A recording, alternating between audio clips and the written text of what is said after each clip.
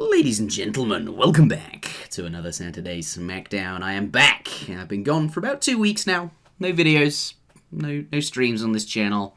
Well, on my Twitch channel more specifically. But yeah, basically, this first week I was gone. I missed obviously 2 Smackdowns. The first one I was kind of moving house on that day. My summer break has now finished. Back to university, and I've got a place with some friends that I met last year. So pretty cool living away from campus now. It's different, but an experience nonetheless. And that second week I missed, I was actually catching up with all my friends that I haven't seen for a few months. Because put it this way, Smackdown is annoying in the sense that it happens at 9 PM on a Saturday night, which in the UK clashes with going out, I guess. If it was on a Sunday, that would be so much more convenient for me. But yes, today we do have Boneng versus LordRaphael. Now, Raphael, definitely a very strong player from back in the day, and Boneng needs no introduction, so a nice Smackdown here, and it's definitely very nice to see all of these old names, like LordRaphael, popping up on here, so it's nice to see that. But yes, I'll try and keep this short as my intros. I am very aware you often take quite a long time, I am aware of that. As always, though, you can check the description. The matchups are available there. You can skip any of the games, or skip to any of the games if you prefer that matchup. You want to watch specific civilizations. But do be careful, as it does show the number of games which were played, which can spoil the outcome of a series. You have been warned, but that facility is there if you'd like. It always has been there. And yes, without further ado, enjoy the video. Oh, and I better mention, Smackdown still happens when I'm not there. Just doesn't end up on my YouTube channel because I'm not in it, but it still happens, and it's available in the Twitch VODs. I should try and aim to get those out on the official Age of Empires YouTube channel or the ESOC TV YouTube channel. One of the two, I'm not sure. But they'll be up, but they do happen, just so you know. But enjoy the video. Ladies and gentlemen, welcome back to another Saturday Smackdown. After a 2-week break, I'd like to let everyone know that Saturday Smackdown does still happen even when I'm not here, so do tune in still. Zuta pretty much is always there unless he says otherwise. But, the first week I missed, I was moving into university, and the second week I missed, I was at university doing university things. But I'm still at university, and I would like to be doing university things, but I can't miss Smackdown for 3 weeks in a row. That would be blasphemy. And that would be a trap. That would be for sure. No, absolutely not. It's not happening. But the early weeks of term at the very beginning of the year are always pretty fun there. Villager picking up a trapped monkey. Pretty nice there. Dutch LordRaphael. Haven't seen him in a while. Certainly one of the older players from back in the day. And one of your personal friends, I think, Zuta, yeah? No, actually, just before, when you were restarting, I was mentioning, basically I've never seen LordRaphael play. Oh, yeah. Well... Interestingly enough, that's a little fun fact. Fair enough. I thought, LordRaphael's been around for a long time. Same sort of time as say Maito, and around the same time as Samwise when he was playing active back in the day. And obviously he's back now as well. LordRaphael's been on and off. Don't know how in shape he is. Certainly haven't seen him play in a long time, but has came back for various tournaments and has done well in those. And we've seen him on Smackdown, I think, a couple of times. But anyway, I am back, and we do have Dutch in the north of the map in the colour blue. LordRaphael, there he is, picking up his monkey, and take a look where that's going. Across the map, perhaps he'll find some treasures with that. But Boneng, our resident Japanese player, playing as India today. He is actually, I think, I'm not even sure if Boneng is Japanese because he has such a clear, pronounced, refined British accent on his streams that it is rather confusing. Perhaps, he speaks Japanese with near native fluency, I suppose. But anyway, this is Boneng playing as India today in the colour red. And of course, the map, as always at the beginning of Smackdown, is Siberia. Looks like that monkey almost got trod on by that elephant. Yeah, Boneng, both players have themselves a Duber the pet monkey. Both players trying to leverage that to the best of their advantage. This is, it is Duber. Oh, I thought it was it's Duber. I thought it was the other monkey.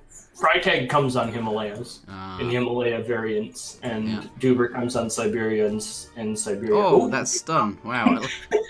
Risking it for the biscuit as well. He's going after that monkey, leaving that 75 food treasure on the floor. I guess I don't know, maybe perhaps he saw the opponent pick up a 50 wood treasure. That's the most recent one he's picked up. Perhaps he saw that and realized, you know, Blues Explorer was nowhere nearby and could go for that monkey and got a little bit of extra damage on that. But 75 food going to Boneng. Going to be pretty happy about that, age up a little bit quicker.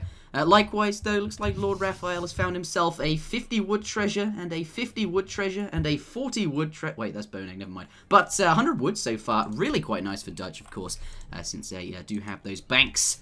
And they do cost a hefty amount of wood. So, going to be happy about that, get down a little bit earlier. And certainly that wood definitely helps you get up that first bank as you transition to the second age as well. Dutch collects a very precise amount of wood. Usually it's 350 or 400, depending on which card they're depending to send. Here we go, though, Blue coming in for the another 50 wood treasure. Looks like he meant, no, he didn't. A nifty 50 for Boneng. Yeah. Yeah, but Boneng deserved that one. He was going for that all along. But this is a brawl. Look at this jungle brawl. We got a couple elephants, a guy in a goofy hat, a monkey. Have you tried naming all of the scouts, like the Dutch envoys? The first one is always called Roger, but the second one, I think Roger. He looks like a Roger. The second one is can't remember what his name was. It was me and what's his name? There's a guy I used to play this game with, and we came up with 5 different names for all of the Dutch envoys. But the first one was definitely Roger. Anyway, picking up 50 wood there for Boneng. Unfortunately, LordRaphael is not going to have that 50 extra wood for the bank there. But going down, and as you mentioned, does get that up a bit sooner, collects a very specific amount of wood. A bit like French when you get steel traps in transition. But this is really quite good for Dutch because obviously you get it faster, but also building that bank can be a little bit awkward because of, you need that up. It gives you quite a chunk of XP, and if you don't get it up quite before your age, you might not have enough XP for that first shipment. It's sometimes an issue with Dutch, but certainly going to be happy with the time that's up. Going to be generating some coin. Yep. And there he is, on the floor. Yeah, we've got a big wood treasure over here. Boneng's scouted this as well. It looks like he's going to come in and look for a sniper. Boys! No, he notices it. Unfortunately, the Indian monks are not ranged, but here goes. I'm not quite sure who goes and goes for the stun. Perhaps he can stop him. Does not happen. LordRaphael picks up the treasure. And unfortunately, he's going to have to leave. Boneng is here. Can he pick up that elephant? 32 hit points? No. Nope. No. But it is low. No. It's definitely low. One other thing that I noticed that Boneng was doing, he brought his scouts over here, and he just let them chill out in the corner for a minute and let them heal each other a little bit, which is pretty smart. I mean, if you think about it, these elephants are so effective when they're at high hit points.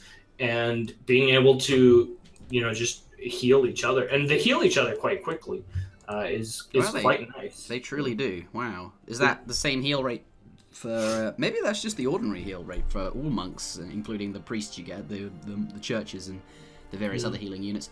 Obviously, they cost 200 coin each, so you're not really going to invest in that. But yeah, they're pretty nice. That's quite a lot of extra hit points with a 20% range resist on it.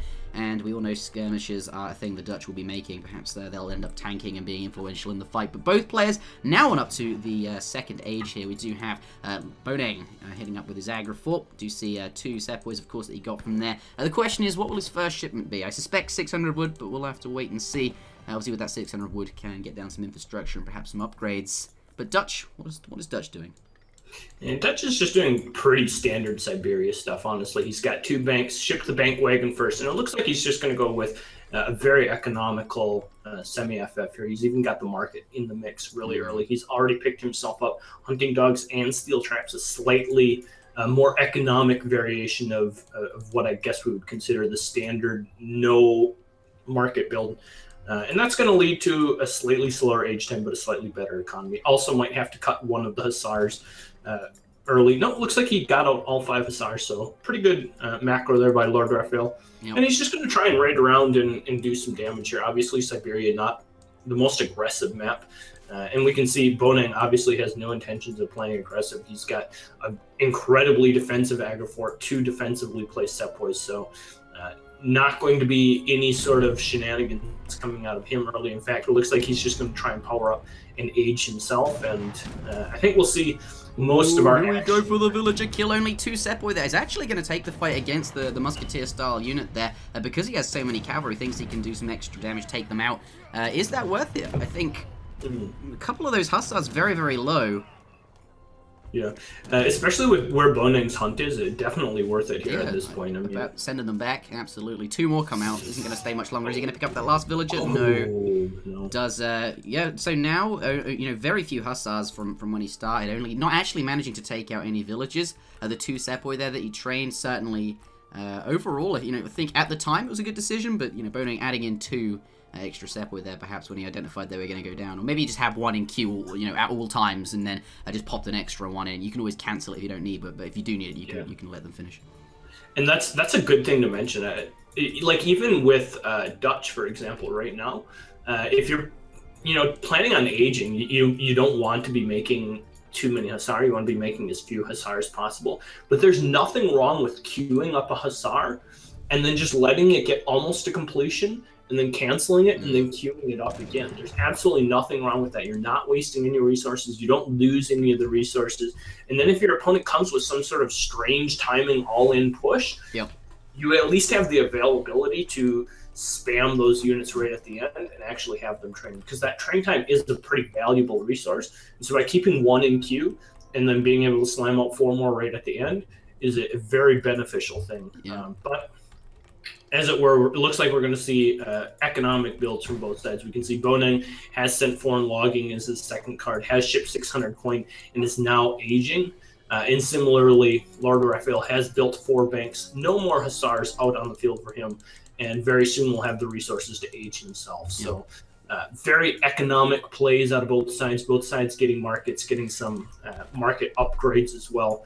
And looks like Boneng going to be, what is he actually aging with? It looks like he's aging with the Tower of Inspiration or Tower of Victory. I can't actually tell. I haven't got my UI installed. Of course, I was just doing a speed run just before this, but I think I've done a pretty good job without having one so far. Oh god. Yeah, it is the Tower of Victory. So going to be getting the extra wood with that when he ages up. And we've seen Boneng play India before. In Smackdown, and he's previously gone with some pretty wild builds. He's gone with some very economic focused builds. He's gone with some very age 4 focused builds, relying on the age 4 Urumi cards and stuff like that. So I'm pretty curious to see what he's going to be doing. We can see LordRaphael laying down 2 barracks. Looks like he's going to gear up to fight in the 3rd age, and I don't wonder if that might not be exactly what Boneng wants, just because if he can bait some sort of fight under the Agra Fort, we've seen him successfully win some pretty one-sided fights with big age 4 unit pops. So we'll have to see if that happens again. Yeah, absolutely. Of course, Boneng has some very interesting builds. As you mentioned, has done some interesting stuff, some strange stuff with India, as you alluded to with Urumi. But LordRaphael, played, I guess, mostly back in the day when the meta was a little bit different, and certainly won't be used to what Boneng is going to be bringing to the table here. So maybe Boneng can cheese a win out of some fairly interesting builds, but absolutely deserved if he can. We'll see what he has in mind and how LordRaphael will respond to it. I'm quite interested to see what happens here. But yes. I do want to point out that LordRaphael has some 1,000 wood as well. So his card order in total this game has been 3 bill, bank wagon, 700 wood, 600 wood, 1,000 wood. So he has set a total of 2,300 wood. That's a lot of wood. Yeah, that's a lot of wood. And look at the infrastructure that he's laying down as a result of all that wood. He's got 2 stables, he's got 2 barracks, and a trading post, which is a lot of infrastructure for an age 3 Dutch player. So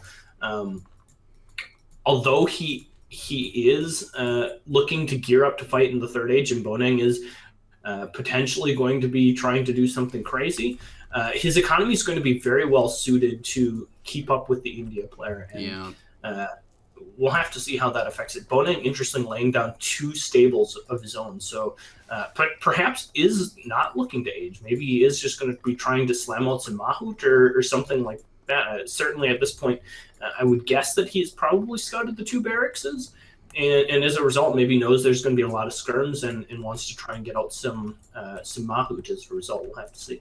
Yeah, we will have to see, though. It looks like Blue is now coming in, though, at least to poke around with some units and see what he can do. Worth pointing out that, you know, I have access to the post-game graphs because I don't have my UI installed. And actually, at this point in time, LordRaphael's about 4,000 resources up in total. So, at the moment, doing quite well economically, probably because of all the shipments he's been sending. And, you know, he has got 4 banks, which is very efficient in the mid-game for Dutch here.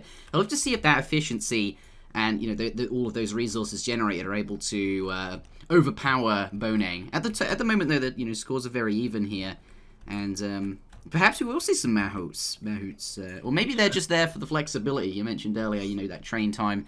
Perhaps these are there just as a safety net. Have one in queue of I don't know, something like that. But yeah. It is very hard to tell what Boneng is doing right now because he's got 1,400 unspent food and 400 unspent coin. I mean, that could very easily be a coin shipment and a little bit of time from aging up. Or with the double stable, he could slam out, you know, almost an infinite number of Zams and Sours as well. So it's very hard to get a read what he's doing. He's got, as you mentioned, a lot of flexibility with this build. But it looks like we could see some tension here as Boneng is looking for his next coin mine, and it's a little bit exposed, and we're going to have to see how he's going to have to go about.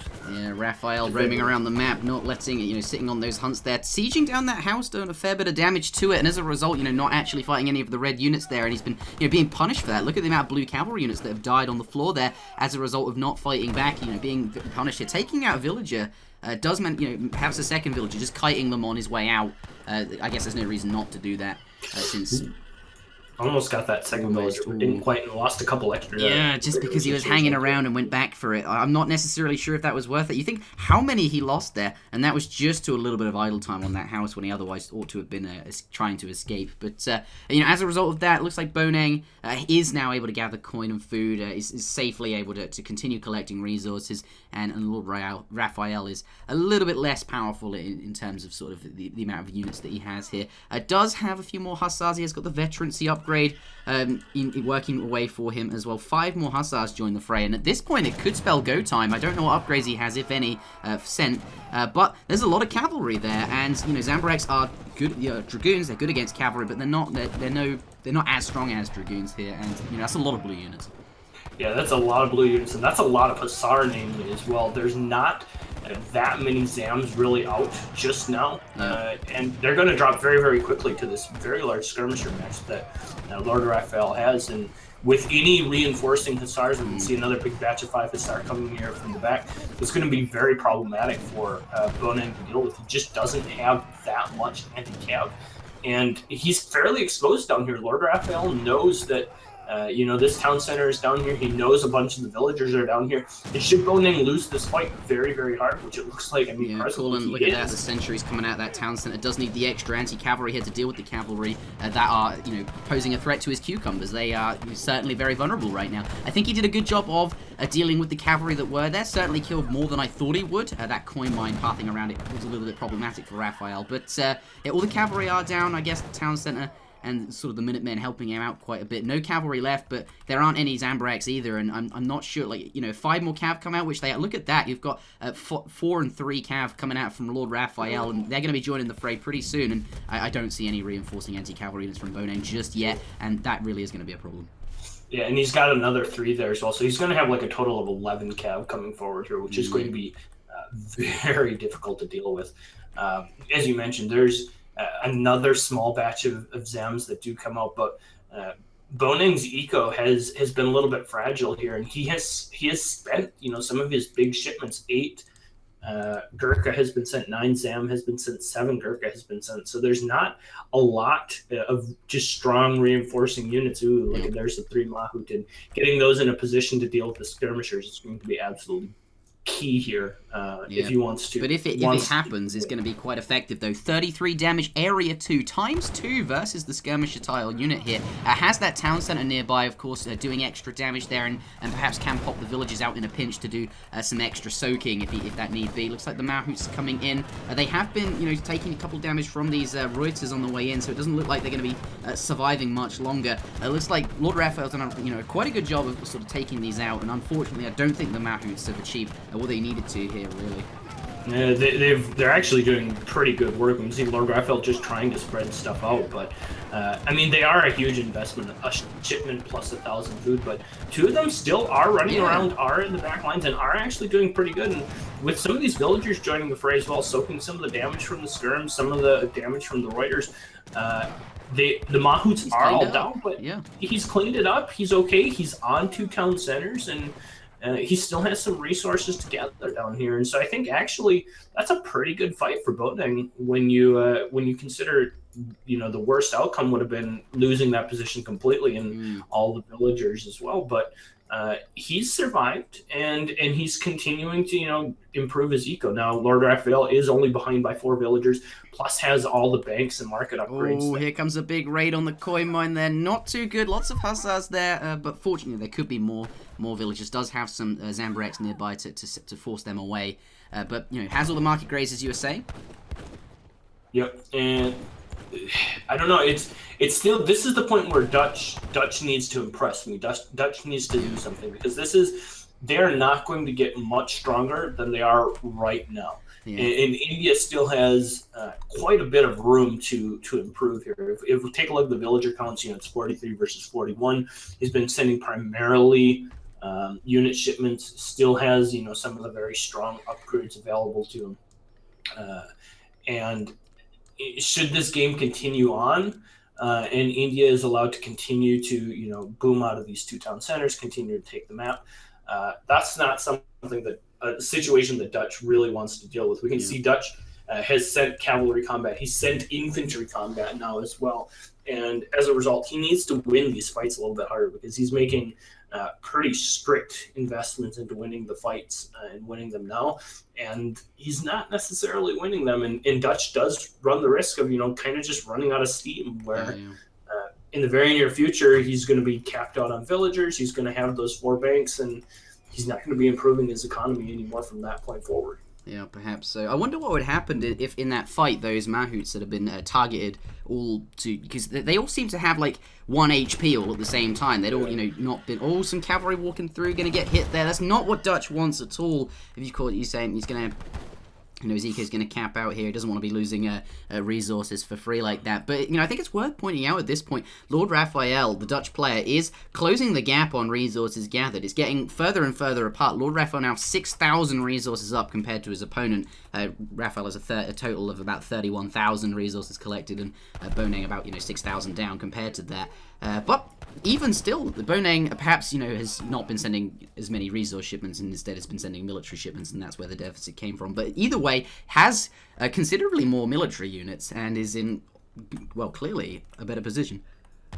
Yeah, I mean, Boneng has caught up nicely here, and this next fight is going to be absolutely critical for Blue. If Blue cannot get a good fight here, get a good position, get a good flank, India is probably just going to run away with this game from this point forward. He's got the town centers down, he's got some resources left, and he's starting to send some upgrades. And so I think this is going to be a very key fight for our Blue player. Should he fail to make something good happen here in the next 2 or 3 minutes, eventually Red's just going to continue to power away and get into a position where he's going to win. But we'll have to see.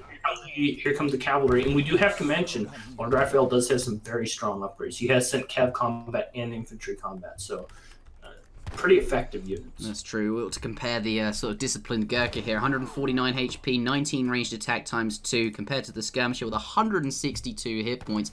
That is more. I was going to work it out, but never mind. But only 1 extra attack. They're not, you know, despite these upgrades, yeah, they have a lot more hit points, but in terms of ranged attack, they are quite similar. Though, however, you know, veteran Hussars, 432 hit points with 40 hand attack. Some villagers going down here, not too good. He has some strong units, and the Reuters are upgraded too as a result of the the attack upgrade, I think. We'll see what happens here, but just a bit of a skirmish here, standing on top of this coin mine. Those villagers coming back by the looks of it. They it looks like that's his final coin mine that he really sort of has access to. Cheekily gathering away from this one up here, but oh, I can't flare the map, never mind. Does hold the position for now. Perhaps, you know, there's quite a lot of skirms there, and the Zambreks of Boneng are, you know, not very good versus those, and obviously those skirmishes are better than his Gurkhas as well. Well, and even just the range disparity of the European skirmisher versus the Gurkha as well, right? Yeah, every time the Gurkhas really matters. Every time the Gurkhas step up to try and trade, just more units get off more shots from the back lines of the blue player, which as a result gives him a much better trade. And so, as you mentioned, he does secure that coin line, is going to be able to hold on to it, but I think the tides are turning, though. You know, those skirmishers are stronger. They have more range. That, you know, that hit points really does matter. And it's not like those Zambreks can really get anywhere if this Gurkha, if this blue skirmisher mass sort of maintains that sort of size. At the moment, Boneng and LordRaphael just skirmishing with the skirmishers, and until blue has fewer of skirmishers, he can't really do anything with his big batch of, the other half of his composition. It's entirely useless. Whereas LordRaphael has these cavalry that are coming forward. There's nothing there to... No, okay. It looks like... Well, there is the Zambreks nearby, I guess. Yeah. It's so close. You can tell both sides know that this next fight is probably going to determine the outcome of the game. Obviously, the resources are getting fairly spread out, fairly few and far between. Look at that score. LordRaphael starting to get ahead of Boneng at this point. And it looks like, despite being on the back foot, especially after that fight with the Mahal. Oh no, the skirmisher's coming forward. Boneng has cast Inspiration. Extra stats here, definitely going to be very, very useful for this fight, and that might give him the edge he needs to take this one here. It's hard to tell though. I mean, the cab from both sides just kind of getting hung up, and the skirms. Honestly, I think that Red is losing this fight here pretty hard. You can see his Zams spent a lot of time just kind of shuffling around both sides units. Look at the blue just needs to attack move. Yeah, just get everything in there. But yeah, they need to start fighting. At the end of the day, I think these skirms for the blue side being really quite efficient here. Their extra range and their extra upgrades really powering through. But they have very similar stats at this point. Look at those skirms. 161 HP on the Disciplined Gurkha and 162 on the Skirmisher. I mean, objectively, the veteran skirms are better. They have 1 extra hit point and 1 extra attack and 1 extra range. Wow, that seems to line up quite. One of everything. Yeah. One of everything. I mean, 1 extra range is probably far better than 1 extra hit point, but and 1 extra, that's not quite. They don't all compare in terms of value, but yeah, 1 of everything. Anyway, the score, back in Boneng's favor here after that fight. Perhaps it would have gone better for Raphael if they'd all been attacking, but some of those units just sitting around, not really doing too much. But it doesn't matter, because look at this. He's going to pick up a nice raid here next to this. One of the few remaining points. Getting a pretty big raid. Oh, this is true. Yeah. They're both trying to scrounge around for any coin that they can get here. But at this point... you've said it before, villagers, they're just taking up pop slots, right? It's not like there's very many resources left, and very soon, villagers aren't going to be ultimately that useful. Yeah, at least until you successfully transition, into rice paddies and mills and stuff like that. Of course you need them, but, which isn't something that's super desirable, obviously. We can also see that... Morville's going down up here. Not nice. Looks like he's going to be able to kill all of those as well, because... Blue skirmishers, don't move particularly quickly. He's going to get back, though. Of course, perhaps in the south of the map here, those hussars raiding him. Maybe he's a bit concerned about something attacking him on at home, and is going to head on back there. Nicely done from LordRaphael. I do want to point out that LordRaphael has sent religious freedom. Let's see if he's researched. He hasn't gotten the research just yet to allow him to build 2 more banks, but I would assume soon he will get it. Do you know what the name of that tech is? It's the 2 little nuts, right? Yeah, the coffee trade. Yeah, the coffee trade allows you to build 2 more. And it also, and I think more importantly at this point, gives you access to a big shipment of units as well. Certainly, actually, I think the banks are probably more useful. Those are infinite sorts of coin that when all the resources are running out there. Oh, is Red gonna get caught here? Looks like he is. Unfortunately, though, his cucumbers are not too far away, and his Zambreks aren't going to be continued to be pressured there. But it does, if you get, I think it's 1,000 coin, you get access to quite a number of stadholders, which are not stadholders. Stradiates, war gelders. War gelders, yep, they are on the field, and look at the stats on those bad boys. 672 HP and 64 handed. Yeah, and that's as a result of having sent cavalry attack. It benefits those as well. They're not actually that strong. They're just upgraded by... And you think how many stats they have? The upgrade is very, very potent right now. These are not quite Mameluke level. They have twice as much attack and perhaps significantly less, well, about half hit points, significantly less hit points. So, but still very, very strong, and they're going to make a big influence in this fight here, though. So. Yeah, look at the positioning of Red's cavalry, though. Really quite nice. The blue Reuters need to get over there, but of course they don't really want to be moving because they'll be wasting time walking rather than doing damage. Some cavalry coming around the back from LordRaphael. Perhaps he can get good positioning. Looks like he's going to body block with the dissolute Zambaraks, but that's not really something you want to do because Zambaraks are not pikemen. They don't, they're kind of weak to cavalry. Cavalry's good against everything, providing it's not taking damage there. And just look at what happened. Perhaps that was the Wargelders. Yeah. Oh, it was part of it was the positioning. I think honestly, LordRaphael got into some pretty good positioning, and part of it's just a composition thing as well. And Boneng seems like just the kind of consistent meme is his anti-cav just hasn't really been there this game, and as a result, LordRaphael, with these continued reinforcing batches of big hussars, has been very successful in kind of just eliminating the Gurkha's presence, and we can see that again here. Look at how many skirmishers still remain for LordRaphael, and now that as we mentioned, the resources are running thin. There's only this one little coin mine left, which is honestly actually about to run out. Only has 100 coin remaining. From that point forward, Boneng pretty much runs out of resources, and we can see he's started to make rice paddies. He's got one in the back of his base, but building rice paddies at this point is not the most desirable thing. Now, I guess you could almost say his saving grace is he does have 3,000 food, which is going to allow him to sell some of those and reinforce, off the back of his market trade. But at the same time, that's not going to be a very sustainable thing, and he's definitely going to lose this town center down here in the bottom left. And from that point forward, I mean, things are starting to look pretty hairy for him. It doesn't look too good, but equally, Boneng does have 2 rice paddies, as you mentioned. Look at LordRaphael's base. That berry bush, one of them's just ran out, and I can't quite click on it to see how much is 300 food left in there. Really not very much. And, LordRaphael is going to have to transition over to, mills as well. He's going to have to start spending 400 wood a pop on these. And, that's going to slow down the pressure. He has enough units to sustain here and take out everything in this area, this town center. But I don't know if he's going to necessarily be able to push into Boneng's base. Maybe he can. There's quite a lot of units there. And, Dutch does have, Raid. Does have a couple Zambaraks nearby. Calling the sentries there. Doesn't look like they're going to do any, but certainly... LordRaphael doing, or has such a presence on both sides of the map, making sure he's able to raid wherever he can, sort of in this downtime where there's no fighting going on.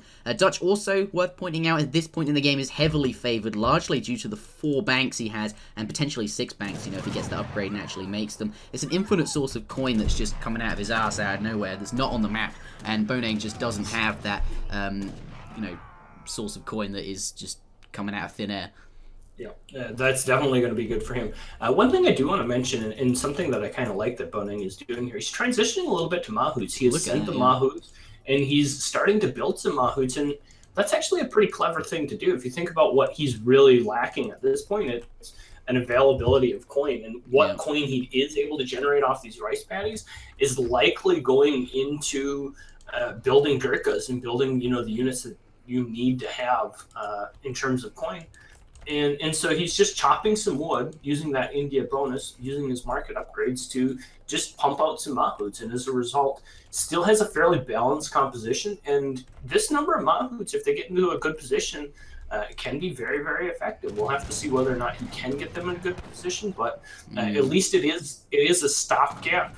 It gives him something to build while he's trying to transition to these rice paddies. Yeah, they don't cost any coin, those, and when you don't have coin, still able to maintain sort of unit production despite the lack of coin there, working with what he has available. But you just look at Blue's army, absolutely monstrous in terms of the number of units he has there.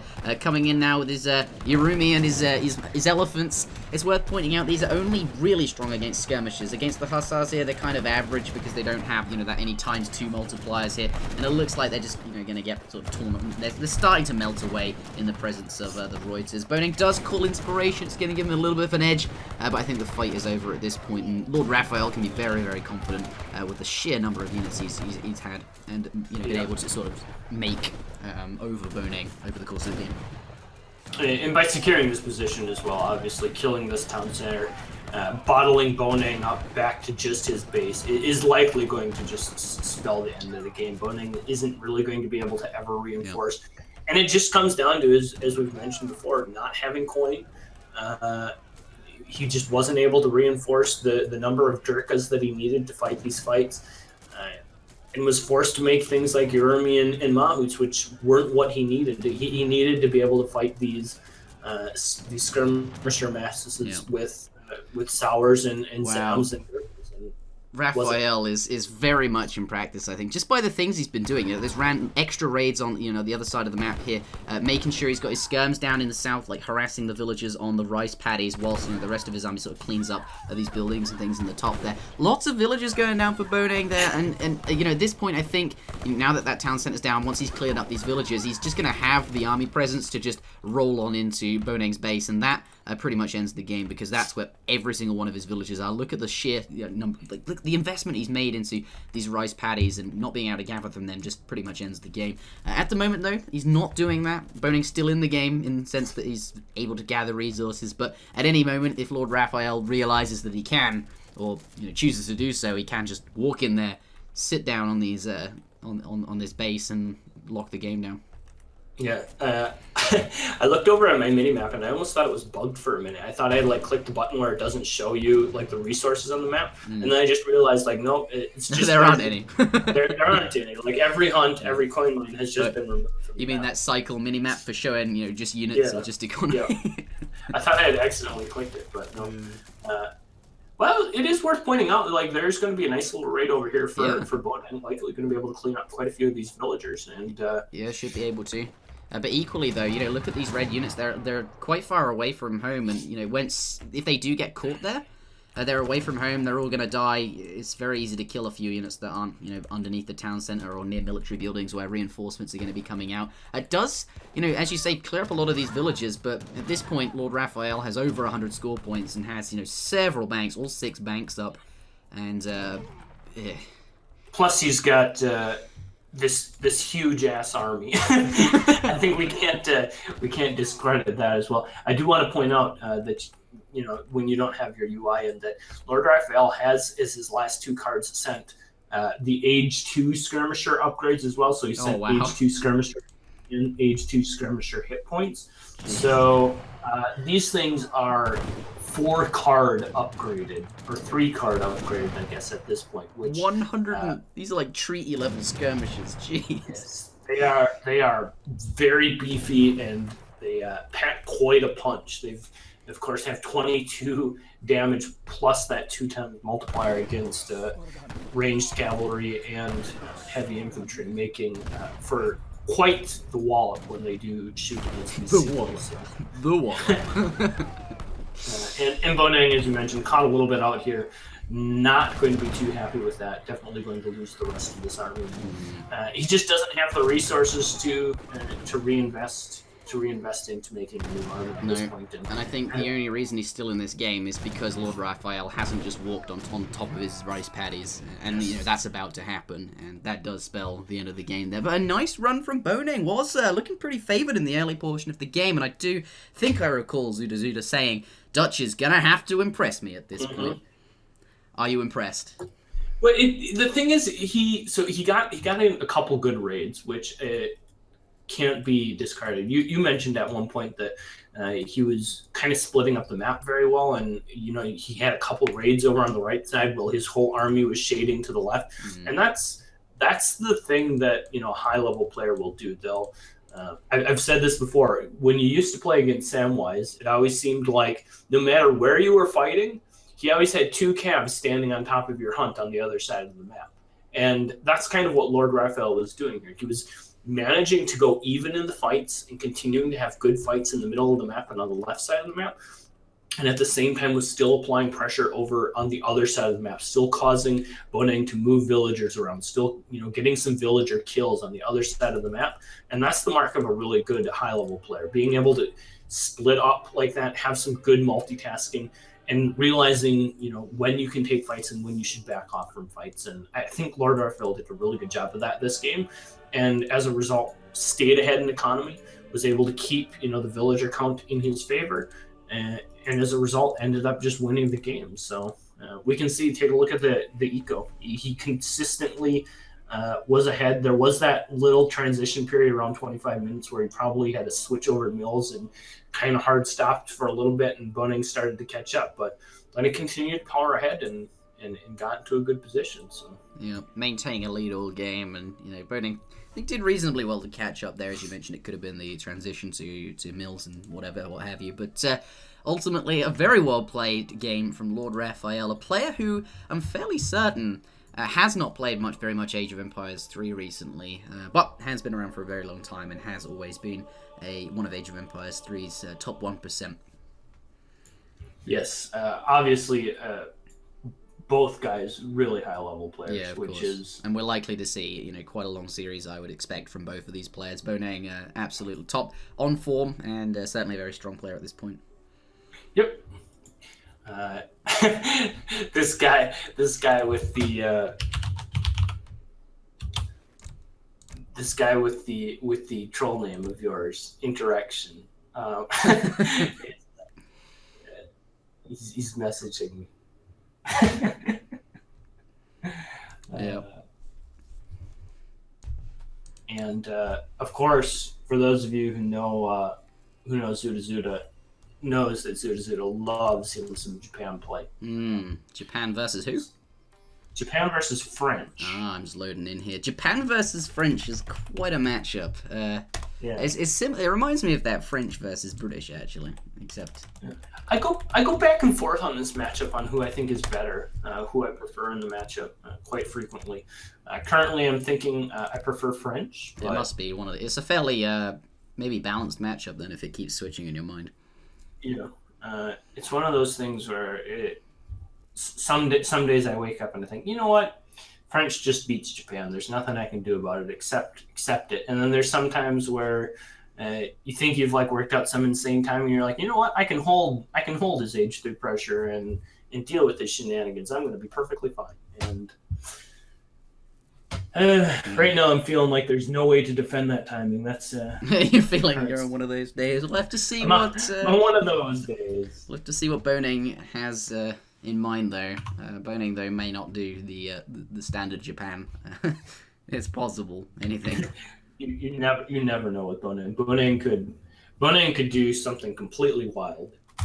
It's possible. We'll see what happens, though. I guess you're always, in this matchup, aiming to eke out as much as you can. Perhaps you find some random Iroquois tomahawk, or find some native unit, or maybe you want to preserve a little of HP on your Japanese scouts, or you can put 7 villages in the town center rather than 10 just to finish off the enemy pikemen, because you don't need to waste 10, so you get a few extra resources here and there to perhaps train an extra. I guess you're trying to do that as much as you can as Japan, and that's where the skilled players are going to have a better time versus France with that strong colonial timing push of crossmen and pikemen. Very, very efficient, of course.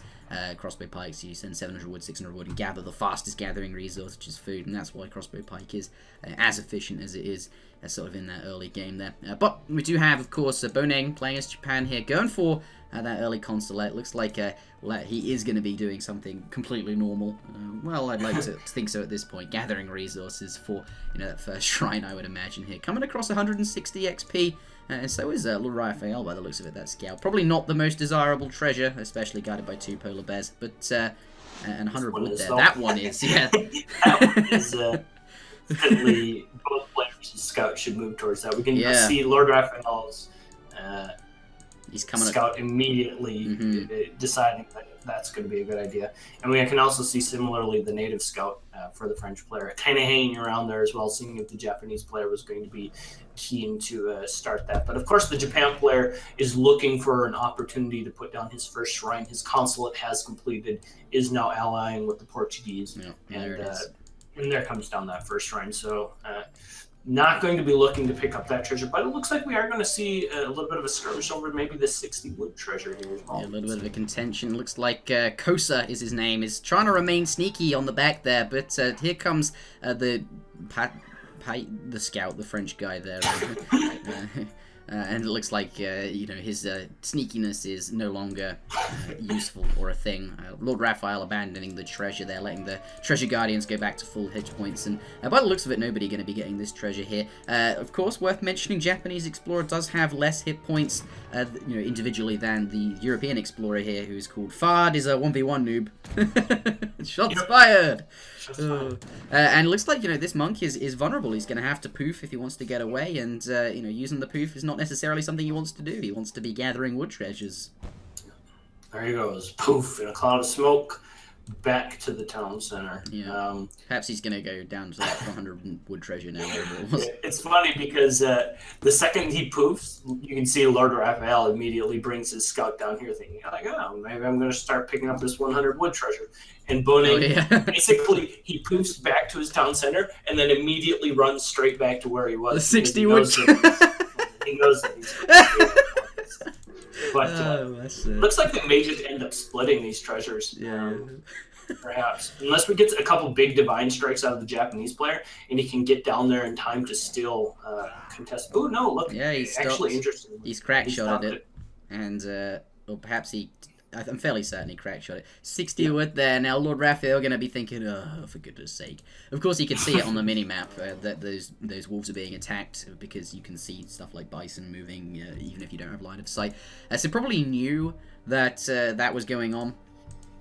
And anyway, perhaps he's a little bit frustrated about that here. 100 wood, though, clearly camping next to it. Not going to take any risks here. Waiting for that crack shot to recharge and then, get it without, any sort of shenaniganry, without any potential chance of Boneng coming in to snipe it off you. And, of course, you can afford to do that as France. You do have that native scout who can, at this point is going to have full vision of the entire map here. And, coming past the enemy town center to see what's going on. Looks like he's going to put some villagers in that town center. Maybe he can take it out.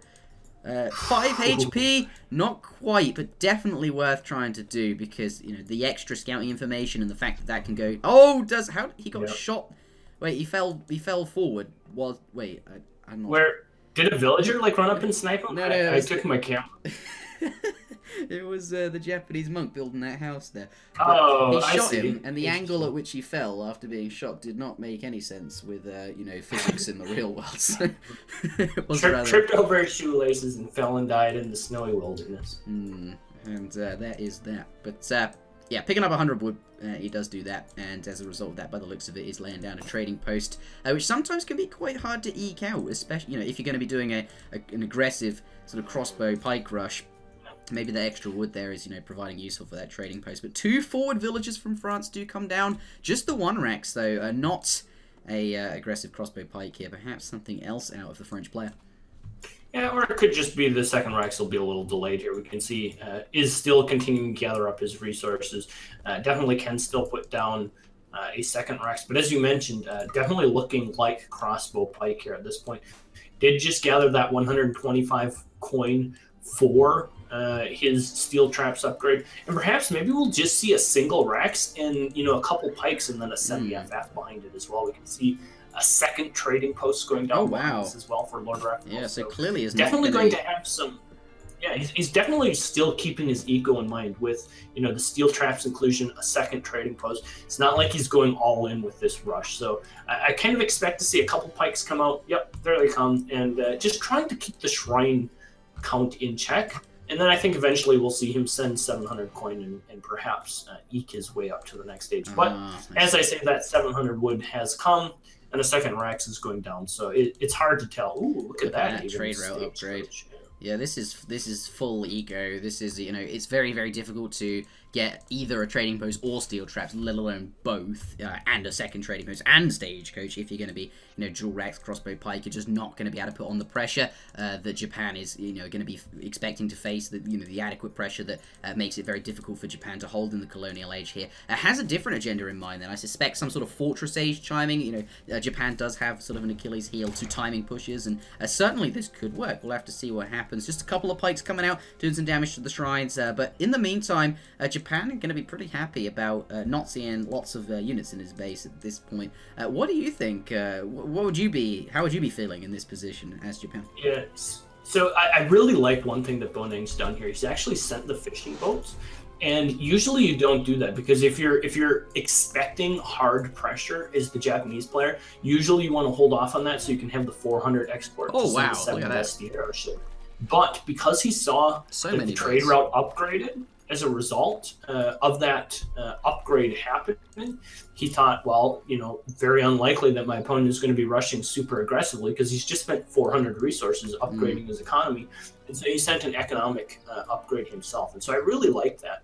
And I also like another thing here as well. Boneng has split up these 8 fishing boats he has onto the whales, which is going to give him quite a bit more coin. If you take a look at Boneng's base, he only has this 1 silver mine, which, you know, he hasn't really mined that much off, but he's not going to have a very safe second coin mine. His second coin mine is either down here or up here. And as a result, by putting those fishing boats on the coin, is going to preserve that coin in his base for as long as possible. So Boneng doing a lot of smart little things here. Absolutely. And it looks like he has intentions of getting up to the next age himself, and eventually trying to do something in the 3rd age. But at the same time, does have a dock coming down as well. So curious to see what he has in his agenda here. Playing some perhaps more sea-orientated version of Japan there, sending quite the number of fishing boat shipments. It looks like he sent 5 fishing boats twice here, and, you know, has sent 600 wood as his first shipment to get a few shrines down. And, you know, maybe he's going to start trading some fishing boats, or, you know, at least has a dock for trading ships of some variety. Boneng does also lay down a trading post. I quite like this as well. Going to get some extra wood out of the trade route, which has been upgraded by LordRaphael. You know, he notices that and capitalizes on it. And here, yes, LordRaphael is going to do some damage with the crossbow, but I don't really think, you know, Boneng's too concerned about it. It's probably made its, you know, its weight back in wood that he's already spent on it.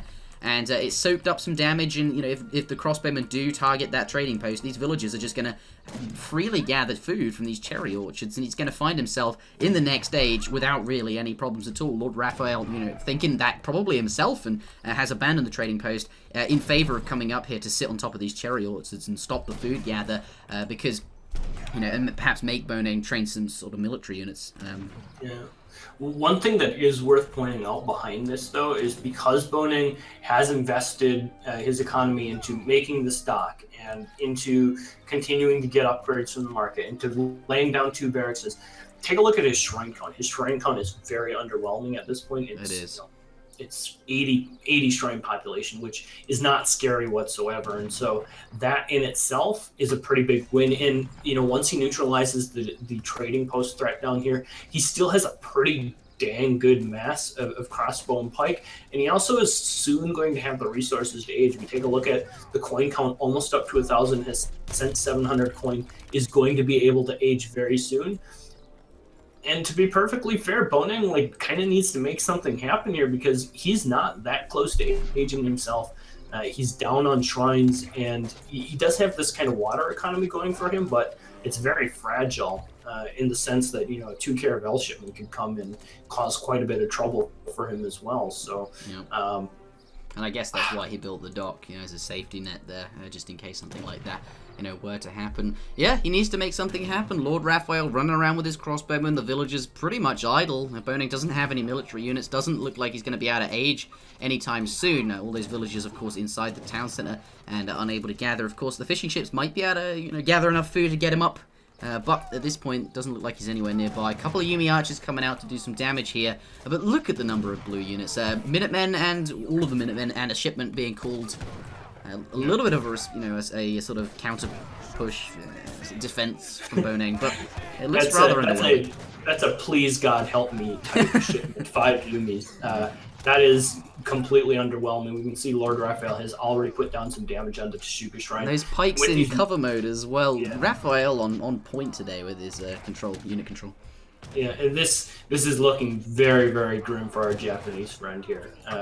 He's likely going to lose his Tsukuga Shrine to these couple of sieging pikemen. He's got all of his villagers currently built up in his town center. He does have these fishing boats up here, but Actually, he managed to sneak out a fair number of villagers up here to the north side of the map. But at the same time, I don't know if that in itself is going to be enough. He still has so many villagers here. And honestly, if these villagers get scouted to the north by these crossbows as well, that could be problematic as well. But Boneng's still hanging in there. Yeah. Still managing to definitely cause a little bit of trouble. And at the same time, there's been a couple of Ashy raids back here as well, which have I haven't seen how many villagers they've killed, but at least it's forcing some sort of response. Yeah, right? Minutemen. There's been a 3 Hussar shipment, and there's been some Minutemen dedicated to that. So yeah, look at that though. Raphael now leaving. A lot of crossbowmen have died as a result of Boneng using the Yumi archers that he shipped, and the few that he trained. The superior range, splitting them very nicely, having some on sort of the left-hand side of his town, some on the right, and staying out of range of the crossbowmen, shooting them from both sides, and sort of dwindling the numbers down. The villagers returning to work here, and actually the military unit counts have very much evened up. Well, having said that, LordRaphael on 50 units. I guess the LordRaphael has been also building the stable and slamming out some Hussar back here as well. And this is a really good adaptation as well, right? He basically has two things that he can do here, and both I think eventually lead to him winning, which is transition into Musk Huss, which has a little bit more durability and a little bit more siege ability, or he can age up and get a 2 Falconet shipment and use that to punish the infrastructure. Either way, I think eventually leads to French winning from this position, just due to the fact that Japan still doesn't have that great of a shrine economy, is still kind of confined to his base, and is kind of losing out on map control. But we'll have to see. The cav count is pretty high here. There's not a lot of Ashies in this mix, which exposes the Yumis quite a bit. And we can see LordRaphael marching in, has his sights set on that Teshuga shrine, which has already been softened up by a couple of the pikes, and looking like he's just going to go for the throat right here. Yeah, or is he just going to siege the TC? He may very well. He may very well. I mean, like... He probably could. It's not a bad idea, honestly. Forces the army to come in division, but here he goes. He's gonna force it. God, yeah, jamming his units in between that sort of native village and the shrine there to try to minimize the amount of sort of space the Hussars have to get us around. It does only have a few number of Ashies that you can use to defend, and they're gonna get taken down very, very quickly by the number of crossbowmen here that have multipliers versus them. Just gonna get absolutely biblicized by these Hussars here. The Red Army is basically no more. It is gone there. Still, fishing boats working away, but that's not really of any help right now at all. And what can he do?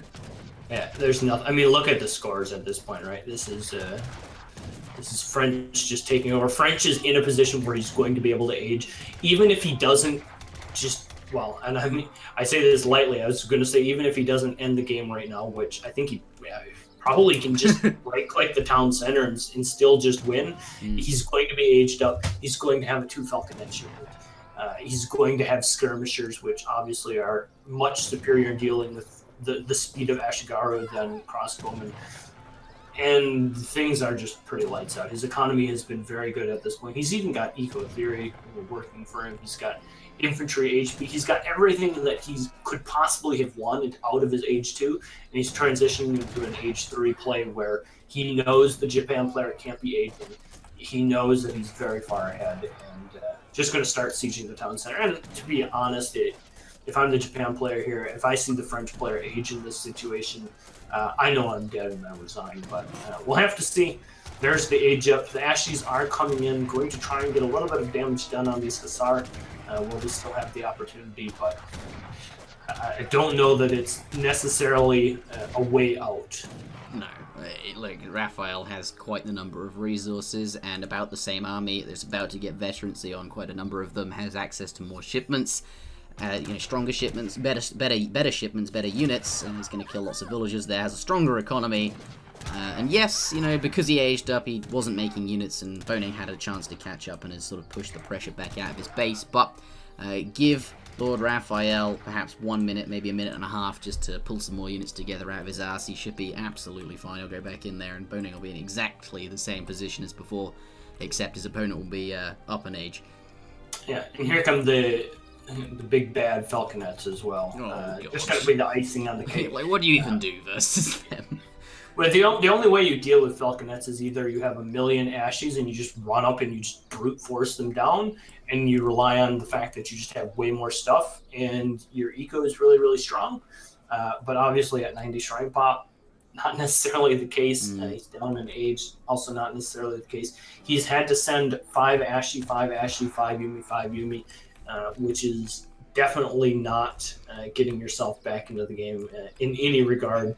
And now they're just going to be, you know, setting up camp right outside his base, starting to work away on this town center, the Council of the Market, the Teshugga Shrine, all going to be victims. Boneng is, somehow he's pulled the resources out of his behind to somehow miraculously be aging, but it's really not going to matter. Just take a look at the stranglehold on the map that LordRaphael is establishing. He's got another town center coming up, still has this middle portion of the map secured. Continuing to hunt here. And let's not forget that the more the French player cleans out this map and hunts, the worse the Japanese economy potential later in the game gets. Those cannons are a little bit vulnerable right now. There's nothing nearby to sort of protect them. Only 5 Dragoons there to really do anything. Fortunately, the skirmishers and crossbowmen and musketeers do catch up and can do some damage here. But at this point, hey, they were... Okay, he's going to get back. He doesn't want to stay. I can absolutely see why, but... maybe baiting him out. Maybe Raphael deliberately playing it risky there with the 2 Falcons. Yeah, what are you going to do against cannons at this point? They just sit there and they just, you know... They just kill all your stuff. They just sit there and they shoot at your Teshugga from a million range, and there's nothing you can do about it. I do respect his decision to age up, though, because, you know, fighting France from age 2 is going to be very tough. You do need to get up at some point, and I think that is a risk you have to take because, yes, you know, you might not have as many units because you aged up, and it's going to be more difficult to win or defend. But equally, if you don't age up, you're not playing the long game, and if the game does go that far, then you know you're kind of lost there because you didn't age up as well. This is, you know, a respectable decision. But villagers coming out here. Perhaps he can take on these cannons there. Nice pop. But he's sacrificing all his vills and. You know, as good as villagers do against artillery, having that 2x multiplier, at the same time, if you're killing cannons with villagers, something has desperately gone wrong. Yeah. True. To be perfectly fair. I actually don't know how Boneng isn't just dead. I guess the answer is that LordRaphael has elected, you know, to send refrigeration and to build another town center. Certainly just setting himself up for the 100% long game. And, of course, nothing wrong with that. Just continuing to stifle his opponent across the map is definitely something worth doing as well. But at the same time, I think Boneng knows the absolute horrible position he's in, and I don't expect him to continue to play it out much longer. In fact, it looks like he's like trying to somehow get some sort of miracle age 4 age up in. He did 1.7k food there. What do you do in the next age, though? I really don't know, but it does look like that at this point. And Boneng, you know, quite good at making things happen from that point in the game. We have seen Boneng. Yeah, Boneng typically never gives up. And as a result of that, I think he wins far more games than he should deserve to win because he stays in them. I've seen him come back from very, very awkward positions. He's one player that can just hang on and somehow just ends up on top. But this game, being 100 points down in the position he's in, I don't know if he can necessarily do that, but I have seen it happen. Yeah, well, I mean, his play here, right? He's sent Way of the Bow, which makes Yumi's very, very strong.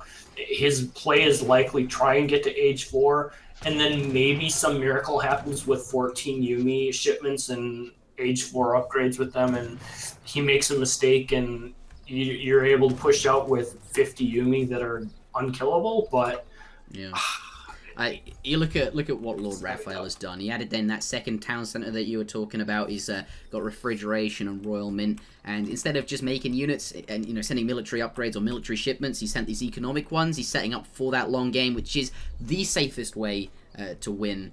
And training units is perhaps less safe. This is a very safe way to play it, and he's just the point is Boneng is not going to be able to keep up economically with what LordRaphael does, even if he does have some sort of miracle unit pop with Yumi's. What do we see? Worth pointing out, there is an artillery foundry on the field, and at the time was 1,600 coin of bank for LordRaphael, so that's a guaranteed 4 Falcon heads. Yeah, he's got 1 in queue right now. It's and unfortunately, like as I mentioned, I mean, Boneng is going to get aged up. Yeah. He is going to get the large amount of XP that does come with aging with the Shogunate, so he is going to probably be able to send 14 Yumi archers twice, like I mentioned. But unfortunately, 30 Yumi archers doesn't do well against 5 Falconets, no matter what age you're in. So oh, geez. he is going to get to the 4th age, which in itself is impressive. The fact that he is in the 4th age is in itself impressive. The fact that he's now going to have, he's got 2 shipments available. I would be incredibly surprised if it's not 14 Yumi twice. But at the same time, no matter what age you're in, these big bad Falconets are just going to ruin your parade with. He does not have 14 Yumis in his deck. He has 4 Flaming Arrows and Shogun Tokugawa. Perhaps Shogun Tokugawa is his answer to these cannons. You run him around the back and he's got such a high hand attack, he just one-bangs Falconets. It could happen. I don't know, though. He doesn't have any units at this point because he has just hit up. He's forced. He's faced. All hell just broke loose in his face as well. I don't think anything's going to save you now. Where do you even ship Tokugawa to now? Oh, he arrives at Masasuma, right? Surely. Yeah, the other Shogun. But that guy, unfortunately, is dead as well. There's the GG. That's the GG. So, are we saying that the Daimyo's Masasuma he gives birth, effectively, to Tokugawa? Basically. Like, somewhere in his satchel, he's got another man and a horse, like, just wrapped up, and he's just carrying him around, like, trotting through the wilderness, and... I always wonder how you get 4 flaming arrows. He just pulls them out of his rear end. He's like Santa Claus, right? Like Santa Claus has got this huge bag that he somehow fits presents for the entirety of the world in. So he's much like Santa Claus in that regard. He's just got a man on a horse in a little sack, like attached to his horse. That's how I envision it, at least. Magic. Just, But that does conclude the end of the game there. LordRaphael, I think, won several number of minutes ago. But because LordRaphael is, a strong player, he's going to play the safest way possible, and that is just to send the economic upgrades, Royal Mint, refrigeration, continue to train villages from 3 town centers, and, just control the map and slowly get ahead of your opponent. And that's just very, very safe way to play the game and eventually win here. As you can see, he has eventually came in and that does, end the game there. Boneng holding on for as long as he could, and the way that Raphael plays, that safe way, just means Boneng can hold on a little bit longer. But as a result, the end of the game has arrived, and Boneng has lost. Indeed. Nothing he can do at that point. He tried. Like I said before that game started, I go back and forth between thinking like, oh, this matchup's okay for Japan, to, oh, this matchup's like really hard for Japan, to, oh, this maybe this matchup's okay. And watching that game just made me think like, oh, poor Japan, what can he ever do in that situation?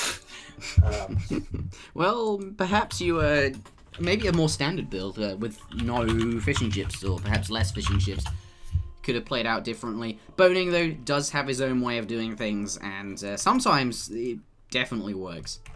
But today, perhaps not.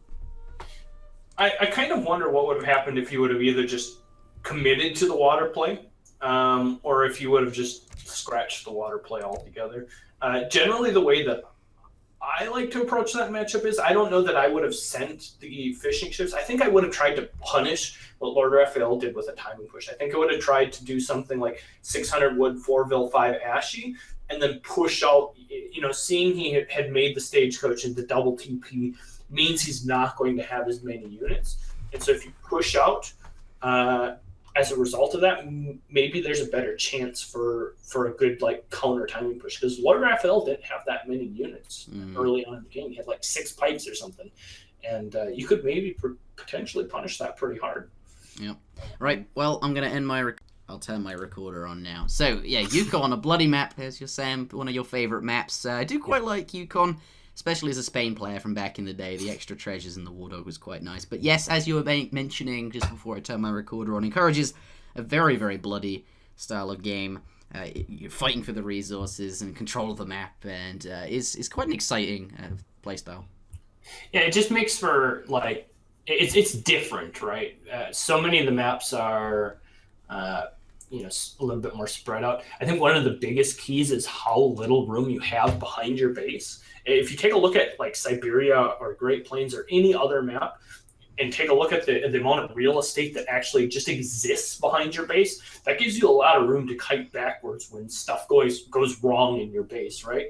But on Yukon, you've got the river to your right, or to your left, rather, and you've got the edge of the world behind you. There's really nowhere to go. Like, you get backed into that corner, and you're just out of room. And so as a result, you have to always be doing some sort of aggressive build so that you don't fall into a situation where you are backed into that corner with nowhere to go. And as a result, aggressive civs really do shine. Is this map fair? I think it heavily favors LordRaphael. Yeah. Respawn. That is absolutely disgusting. That's the... Oh jeez.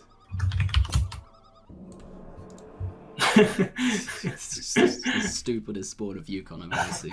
Yeah, it's incredibly imbalanced. It's incredibly imbalanced. That is the caveat of playing on ES standard maps. Of course, Garge's maps are beautifully balanced. Their resource layout is much better. Sometimes when you roll the dice on ES maps, not so much. Which as a result can mean some head scratchers like that, where one player's got 4 hunts and one player's got like 3 elk as like the entire team. Like there's maybe a situation where he doesn't even get to age up because he just doesn't have enough food in his base to age. That's probably not entirely true, but either way, we'll take another roll of the dice here. Yep, well, heading back in, though, the matchup is British versus Aztec, I believe, if Boneng hasn't selected the same civilization here. Could be quite interesting. British, not traditionally a civilization that enjoys playing on sort of low hunt, aggressive maps. He, I think he has enough resources to do reasonably... Wait, hold on. I mean, there are hunts. They're just in the middle of the map there. Not something British wants, really, at all. The map is fairer. Yeah, it's okay, I think. Yeah. I mean, well, with the ES standard maps, it's always going to be hard to. I mean, it's not as skewed as it was last time, right? Last time there was literally on Boneng's half of the map was just completely blank. Well, I'll leave it down to you. Yeah, we'll go with it. LordRaphael's actually he complained about his coin mines, but he's actually got insane coin mines. He's got really good coin mines. Sometimes just due to how the map spawns, like you just don't have a first coin mine really. Yeah. But he's actually got good coin mines. So yeah. He may be less pleased with his hunt, but at least there's something there. Yeah. I don't know. We'll see what happens. It's yeah, could be a fun. This is, by the way, why when it came to tournament play, we decided. Well, I didn't decide. When I say we, I mean the community as a whole decided that it was much more desirable to be playing on Garge's maps and to be making new maps and more competitive maps. Because if you look at, there are quite a few tournaments where this map was included, and how many times would you have to respawn sometimes just to get a fair enough map so that you felt like one player wasn't at a severe disadvantage just to begin from. So it is what it is. We'll try playing it out, even though I think most people would agree LordRaphael's start is not as good as Boneng's here. But yeah, I like. This is where I like to talk about Age of Empires 2. It has standard resources. We get some out of berry bushes, deer, and I think we always get 2 boar. Age of Empires 3 doesn't have that for some reason, and I wish it did. I wish resources and hunts were less random. Or at least they had just hired someone like Garja to properly make the maps, right? So that those maps spawn very, very well. Yeah, I mean, there are ways to still have the random aspect that everyone loves about Age of Empires 3 and RMS in general, and still make it so that the maps are unique but fairly balanced. And I think Garja's done a good job of capturing that aspect. and that's just something that the original map designers, failed to do. True, but here we go, 125 wood, single polar bear there. Both people quite nearby. Of course, the Aztec Explorer is significantly stronger, especially when the blue Explorer is being attacked by a polar bear. Is he going to try get out of here and make that bear go back to full health? No, just straight up dies. Of course, LordRaphael does have his outlaw rifleman nearby. Yeah, that outlaw rifleman just absolutely wrecked the fight. Absolutely disgusting. Oh my goodness, it was just dirty the amount of damage that guy put down on poor Henry Gilbert. Unbelievable. It was just filthy what that guy did. Like, I don't know why this man is out here in Yukon to begin with. But, he's hiding from the law, of course. Yes, he just did absolutely ridiculous damage. Of course, he has 40 ranged attack, which is just sick. Like, look at him shooting his compadre here. Bam! And that's a 30% range resist on that pistolero. It's worth mentioning that pistolero has 30% range resistance as well. So it's so disgusting. 162 hit points, 40 ranged attack with an 18 range on him for free. Like, well, it's not for free. I mean, like the ordinary Explorer has a crack shot, and that nature friendship ability does take a long time to recharge, and it is particularly good, that ability on this map, which has lots of high damage and very strong sort of guardians. But overall, that is sort of one of the early game strengths of the War Chief's civilizations. Yeah, LordRaphael noticing maybe the dark situation that he's in here. The good thing is, I think he is aging with the governor, which is going to at least give him an outpost. And should he herd this hunt, I think he'll be okay. He also has stumbled into maybe the saving grace where Boneng has decided randomly that he's going to play very economically with Aztec, having sent 5 villagers as his first card in the second age. So, he is throwing down a war hut here on top of the resources, but at least he's giving LordRaphael some time to herd this hunt. And as a result, I think LordRaphael should actually... 300 coin! Oh, Boneng! That's quite the quantity. Where's this at? He just picked up a 300 coin. Oh my goodness, that's a massive treasure. If you think about what 300 coin does for you, it gives you like basically a batch of pumas, right? Yeah. More than a patch of pumas.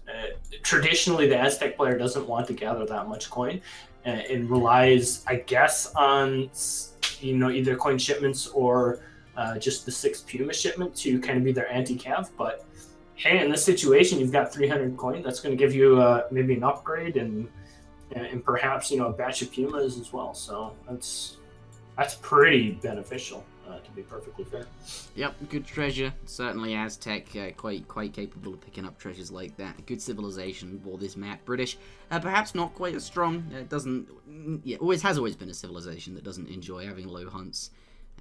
Anyway, at this point though, it does have the tower up nicely, and Boneng hasn't, as you've been mentioning, been pressuring. Certainly Aztec can do that. They can be rather aggressive. They have a fast aging politician.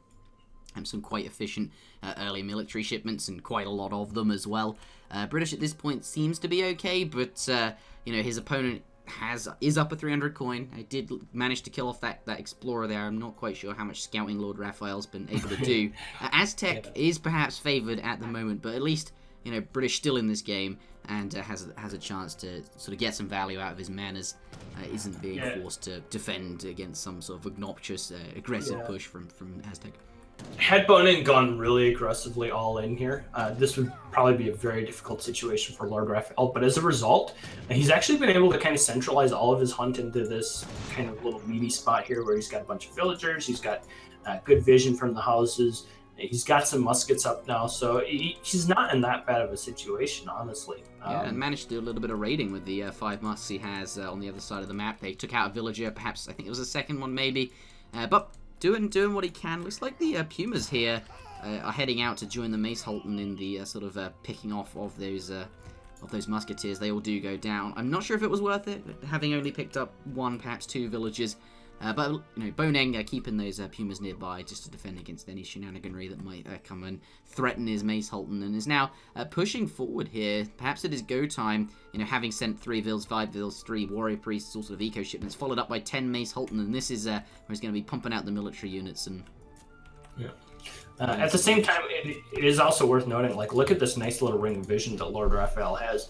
He's set up these manors and these outposts in a way that he's basically going to know the entire movements of his opponent, which is going to give him, hopefully, time to react and get his army in good position. Does lose 1 villager there, but at least knows where the army is at all times, and as a result can make decisions based on whether or not he wants to fight based off that, which I think is really going to be helpful to him as the game continues to progress.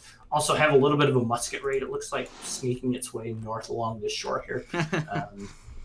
We'll have to see whether or not they're headed to whether or not Boneng just sees that and decides, like, hey, some of his army's up here raiding, I'm just going to go all in aggressive, or whether or not he drops back some units to try and deal with that. That may be the flashpoint here in the early game, and we'll have to see. Yeah, that's a vital Boneng's decision. army is very big at this point. Yeah, does identify the villagers are vulnerable and starts to pull them back towards his town. Doesn't lose one there. Does manage to get back, and I think Boneng does identify that there's 5 musks less in his opponent's army, and at this point, having just received 9 Mace Halton as well, it does spell go time, and that is quite the army. You said it's pretty big. It really definitely is. Yeah, it's definitely scary. A couple longbows have been added into the mix here. 700 wood, 600 wood have both been sent, and it looks like LordRaphael trying to get up a stable. We can see the stable has finished, but he's kind of running out into a situation where, to be honest, like, this hunt has been kind of poorly controlled. It was in kind of an awkward spot to start with, but look at how many dead deer and, like, how spread out the deer are. If you would have been able to get those a little bit closer, perhaps would be in a situation where he could get slightly more units. Does have some coin available, is going to be able to train at least some Hussar here, but he is definitely in what looks to be a kind of a rough spot here, a rough position to be sure. Still a little bit of raiding action going on up here. Going to be able to kill off some of these polar bears. It is worth noting these polar bears do also have 250 hit points and some hand attack. We've already highlighted how good the outlaw rifleman is. Those are military units that have to be dealt with at some point, to be perfectly fair. It's not like that must get getting stoned. Not in the way that, in a different way. Yes, in the manner that he had 40 rocks flying around his head. That's one of the least desirable things. That would be such a barbaric way to die. Just like 1,000 rocks being slung at your head. Yeah. Well, what happens at this point? I'm kind of just waiting for Boneng to pull the trigger and go all in. I mean, if we looked at his military population lead 1 or 2 minutes ago, it was far more than it is now. I mean, he's always been slightly ahead in military. He's been slightly behind in villagers.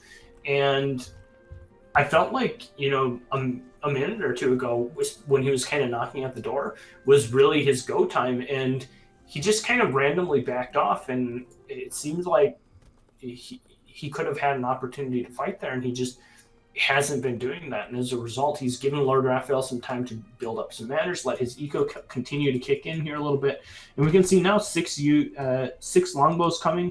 The military gap has closed some, and if there gets to be another big batch of Hussar out, big masses of muskos have always been kind of a difficult thing for Aztec to deal with, and that may be the situation if LordRaphael is allowed to continue to compile this very strong composition of longbows and muskets and Hussar, and Boneng doesn't, start to look to punish it in some way. He's just sitting at the back here, not really doing very much. He, does have quite a lot of war priests that are able to provide quite a lot of economic efficiency. At some point, he can give himself, all of this extra XP or the fertility dance. But, at this point in time, Raphael is 10 villages up. He does have steel traps. He has better market upgrades than Aztec, which does not have access to the same efficient market upgrades as British. They only have the tier 1 market upgrades for sort of mining and hunting there. The longer this game goes on, the more it does shift in favor of the British player here, and it might come to a point where Boneng sort of loses his early edge of having more military units in that early portion of the game, that significantly better efficiency, and the British sort of economic bonus is going to kick in here and sort of define the rest of the game. We're also going to hit a flashpoint here pretty quick where we can see LordRaphael is literally forced out of his base to get these hunts that are basically right in vision.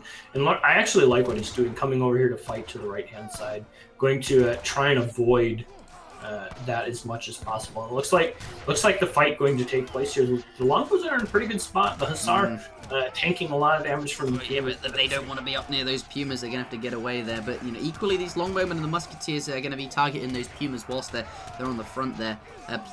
Does have good position with those Coyote runners, but ultimately... Yeah, it's just not going to be enough. And I think the thing that Boneng was waiting for this whole time was just 10 warrior priests so that he could just be dancing with 10 warrior priests for this first big fight. And we can see just how, brutally well this is going for him, despite the fact that the longbows were kind of allowed to just sit in the back. Yeah, LordRaphael has resigned. And to be fair, I do feel bad for him in the sense that his map wasn't that great. Let's be fair, but at the same, I don't know. It's hard to say. We could have maybe restarted again, and then restarted again, and then restarted again, and then maybe restarted again. But and British is perhaps not the most desirable civ on this map either. Yeah, I mean, this is a hard matchup on a hard map for Brits. So those are things to definitely consider. And Boneng just executed well enough to... I think Boneng has definitely read Guy as Aztec Guide. Yes. Of course, we can't have an Aztec sighting without mentioning the infamous Archer Guide. Yeah.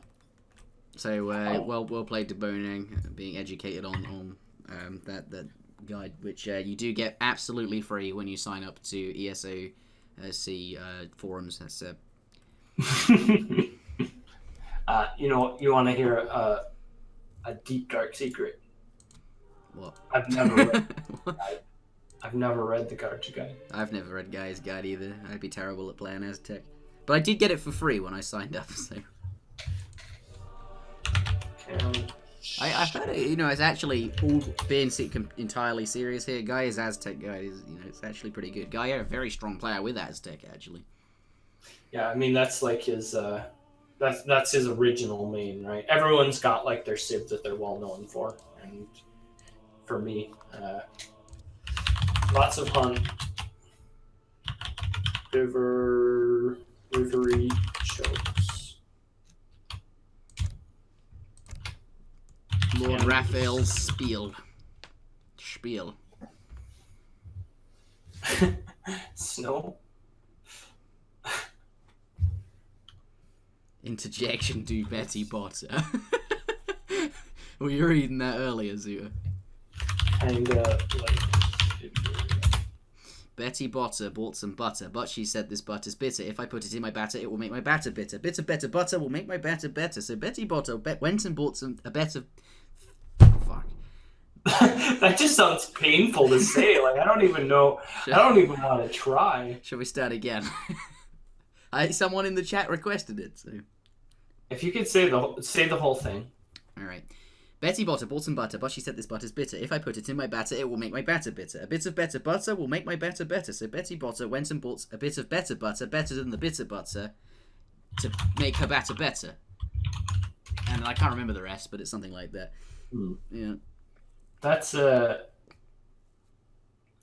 just sounds painful. I don't know that my tongue works in that way. It's just remembering when to... It's just... Yeah. He's having a seizure. Kappa, Kappa, Kappa. Kappa Kappa. Kippa Kappa. Zuta, did you hear about that old man? About the old men? Old man. Old man. Yeah. The one named Michael Finnegan? Yeah, he grew whiskers on his chin again. Oh, yeah. Yeah, but then the wind came up and it blew the minigan. Yes. Yeah, poor old Michael Finnegan, Beginnigan.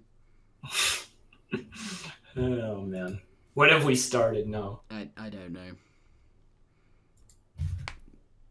Very British. I'm getting some appreciation in the chat here. What are we waiting for? Kamchatka? The map. Kamchatka is going to be the next map. Alright. Looks like matchup is going to be Brit versus Russia. A nice vanilla matchup. Clicking in here. Our players are ready. Going in to... Have you been updating the score, by the way? Yes. Oh, that's good. What is the score?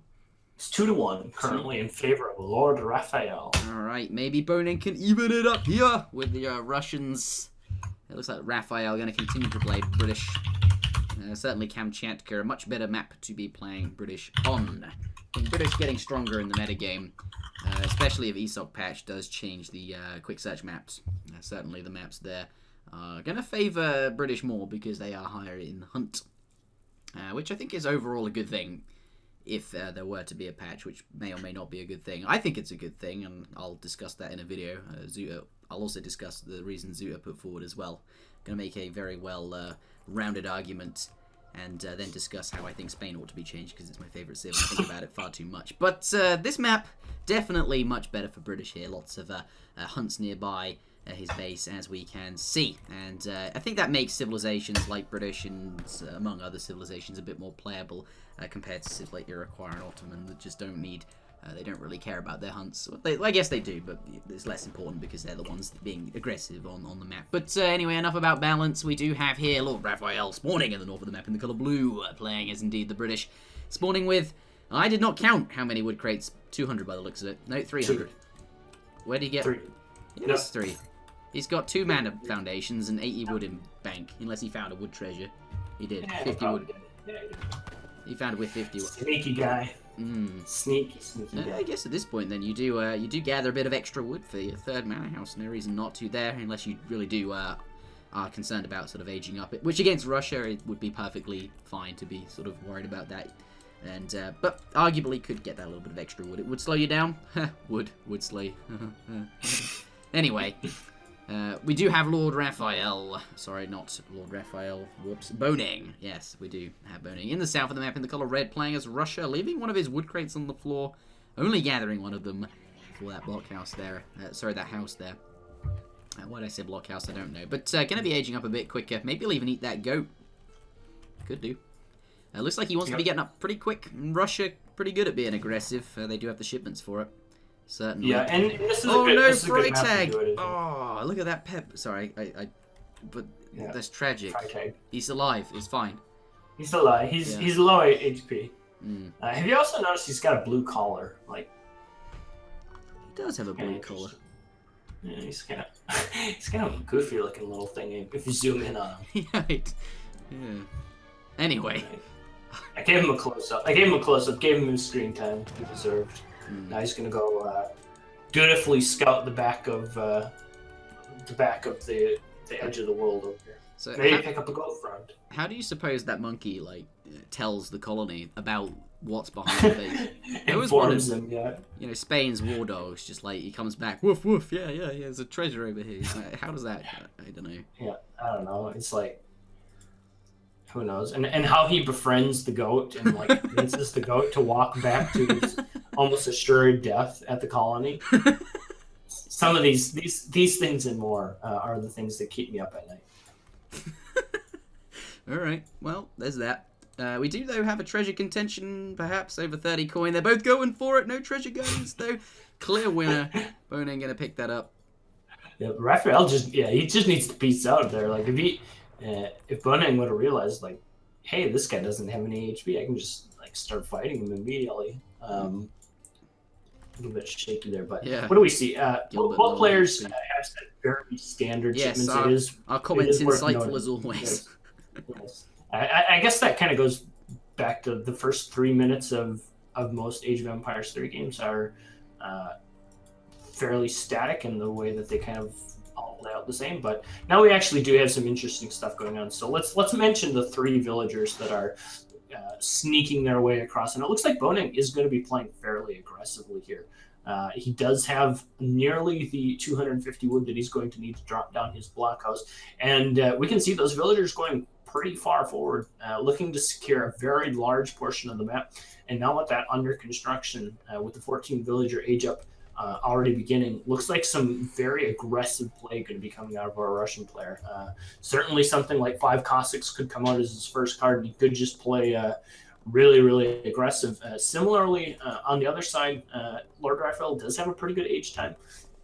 Of course, with the extra manor house propelling his eco ahead. Also, look at how good his herding was here. I just want to point that out. How these deer are dead right up next to his town center.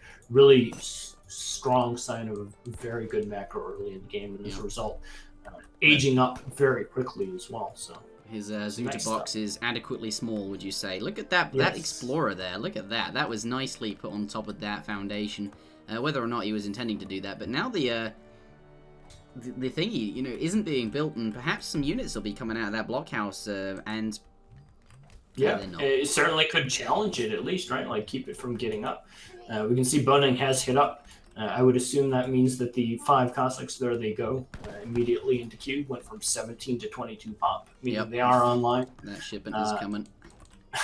And, as you mentioned, 5 Cossacks, 5 muskets, almost assuredly going to be trained here very early in the game. And as a result, this outpost just starting now, if those Cossacks come online just in the nick of time, we can already see Boneng sieging down the outpost with his Explorer. As you've mentioned multiple times, buildings take a lot of damage when they're being built. And I think the outpost is still going to get up, but at least it's, taking some damage here. And that's going to be worth mentioning as the game goes on. There it is. 5 musketeers have arrived. They may see Henry Gilbert and give him if he pops in the head. Yeah, they definitely saw him. Yeah, it's unfortunate for Boneng. He actually didn't. He missed his rally point on the blockhouse. I think we've all had that happen to us in the past, where you mean to be sending your Cossacks to the forward blockhouse, and unfortunately they're just not there. But he is going to be able to kill the monkey at least. Hey, that's something that's worth noting. But at the same time, I think he would have liked to have those at the blockhouse from his forward base to begin applying some immediate pressure. Yep.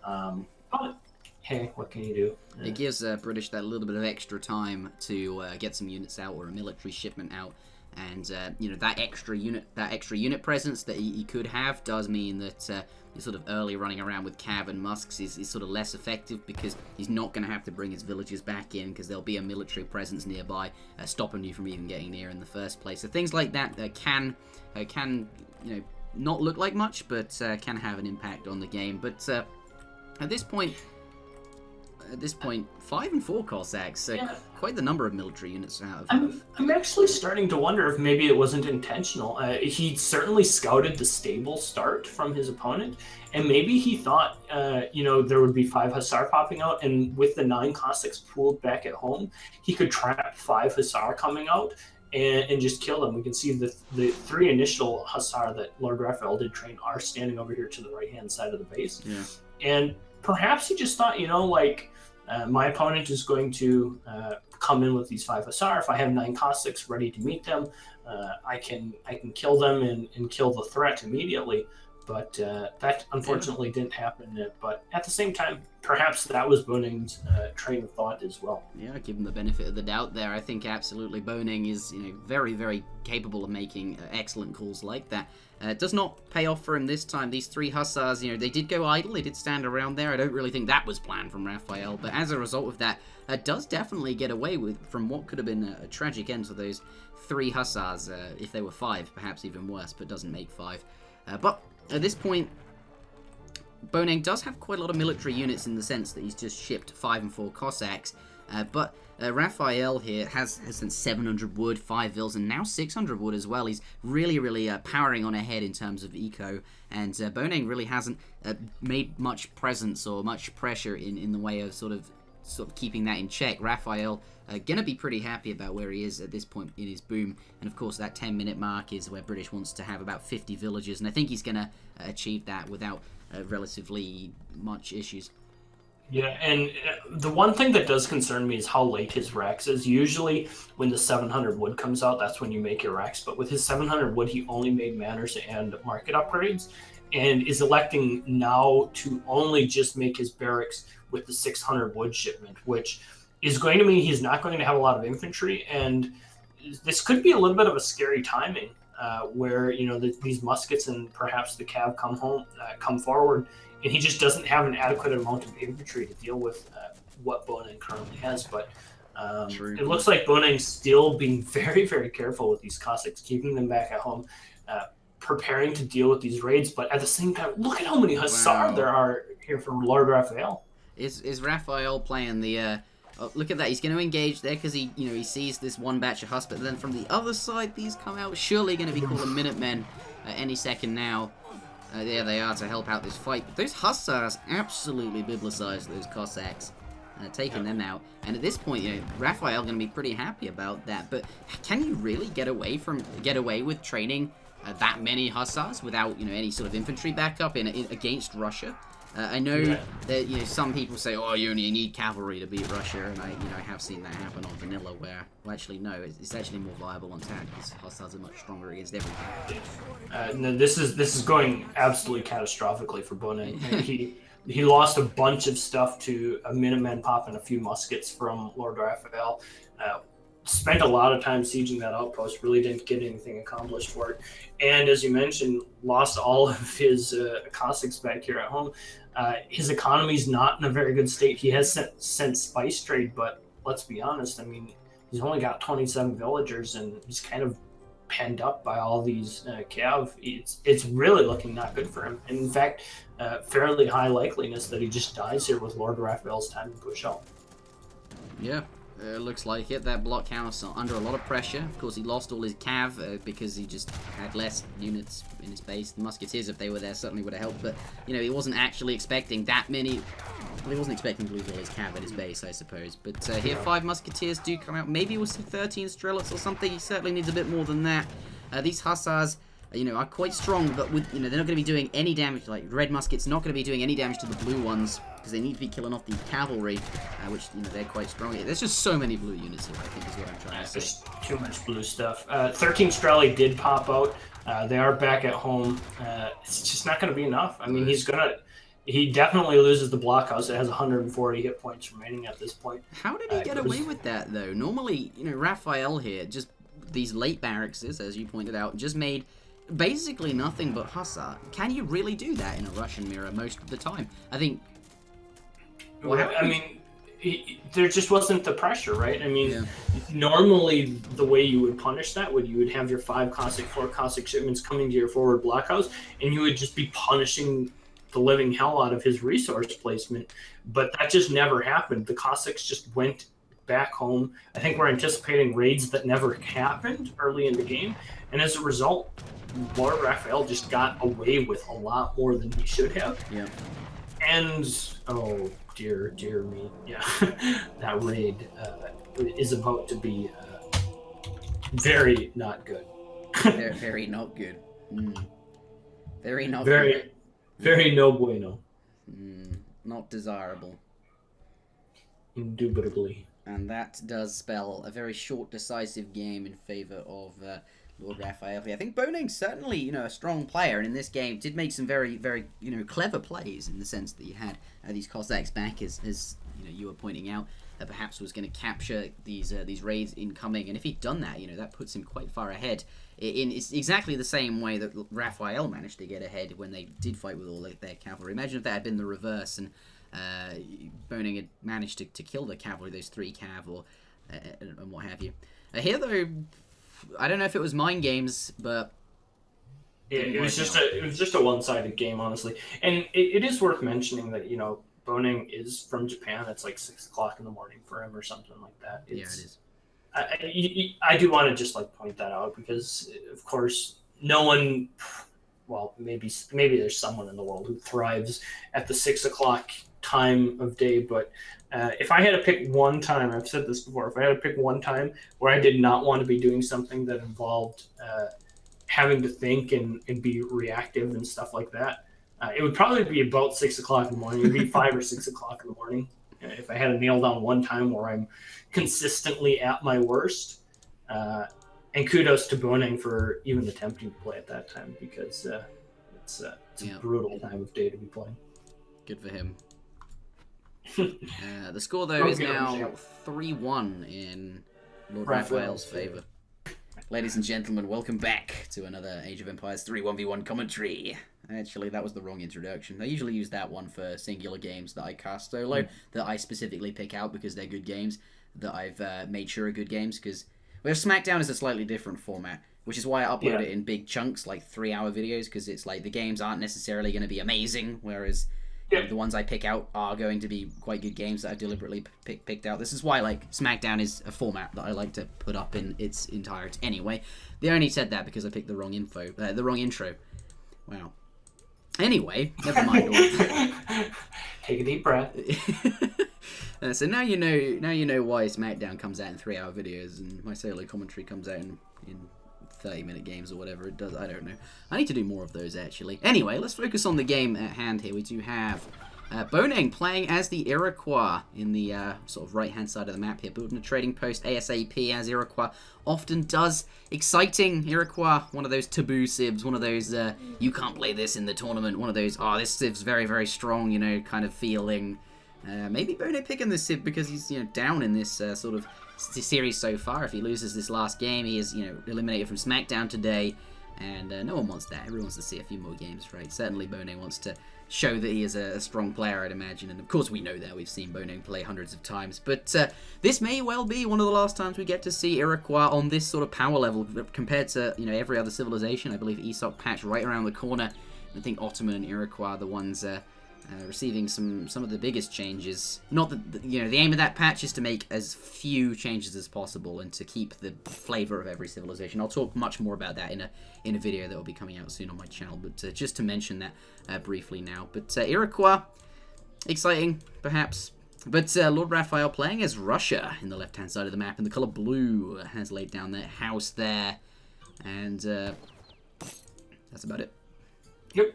I think it's looking to be a pretty standard start. Of course, the Iroquois player did lay down his trading post. He also did get the first passive XP, so as this trade travail works its way by, that is the second drop of XP he's getting. So certainly a lot of XP for him very early in the game. Going to be able to make good use of that when he gets into the second age.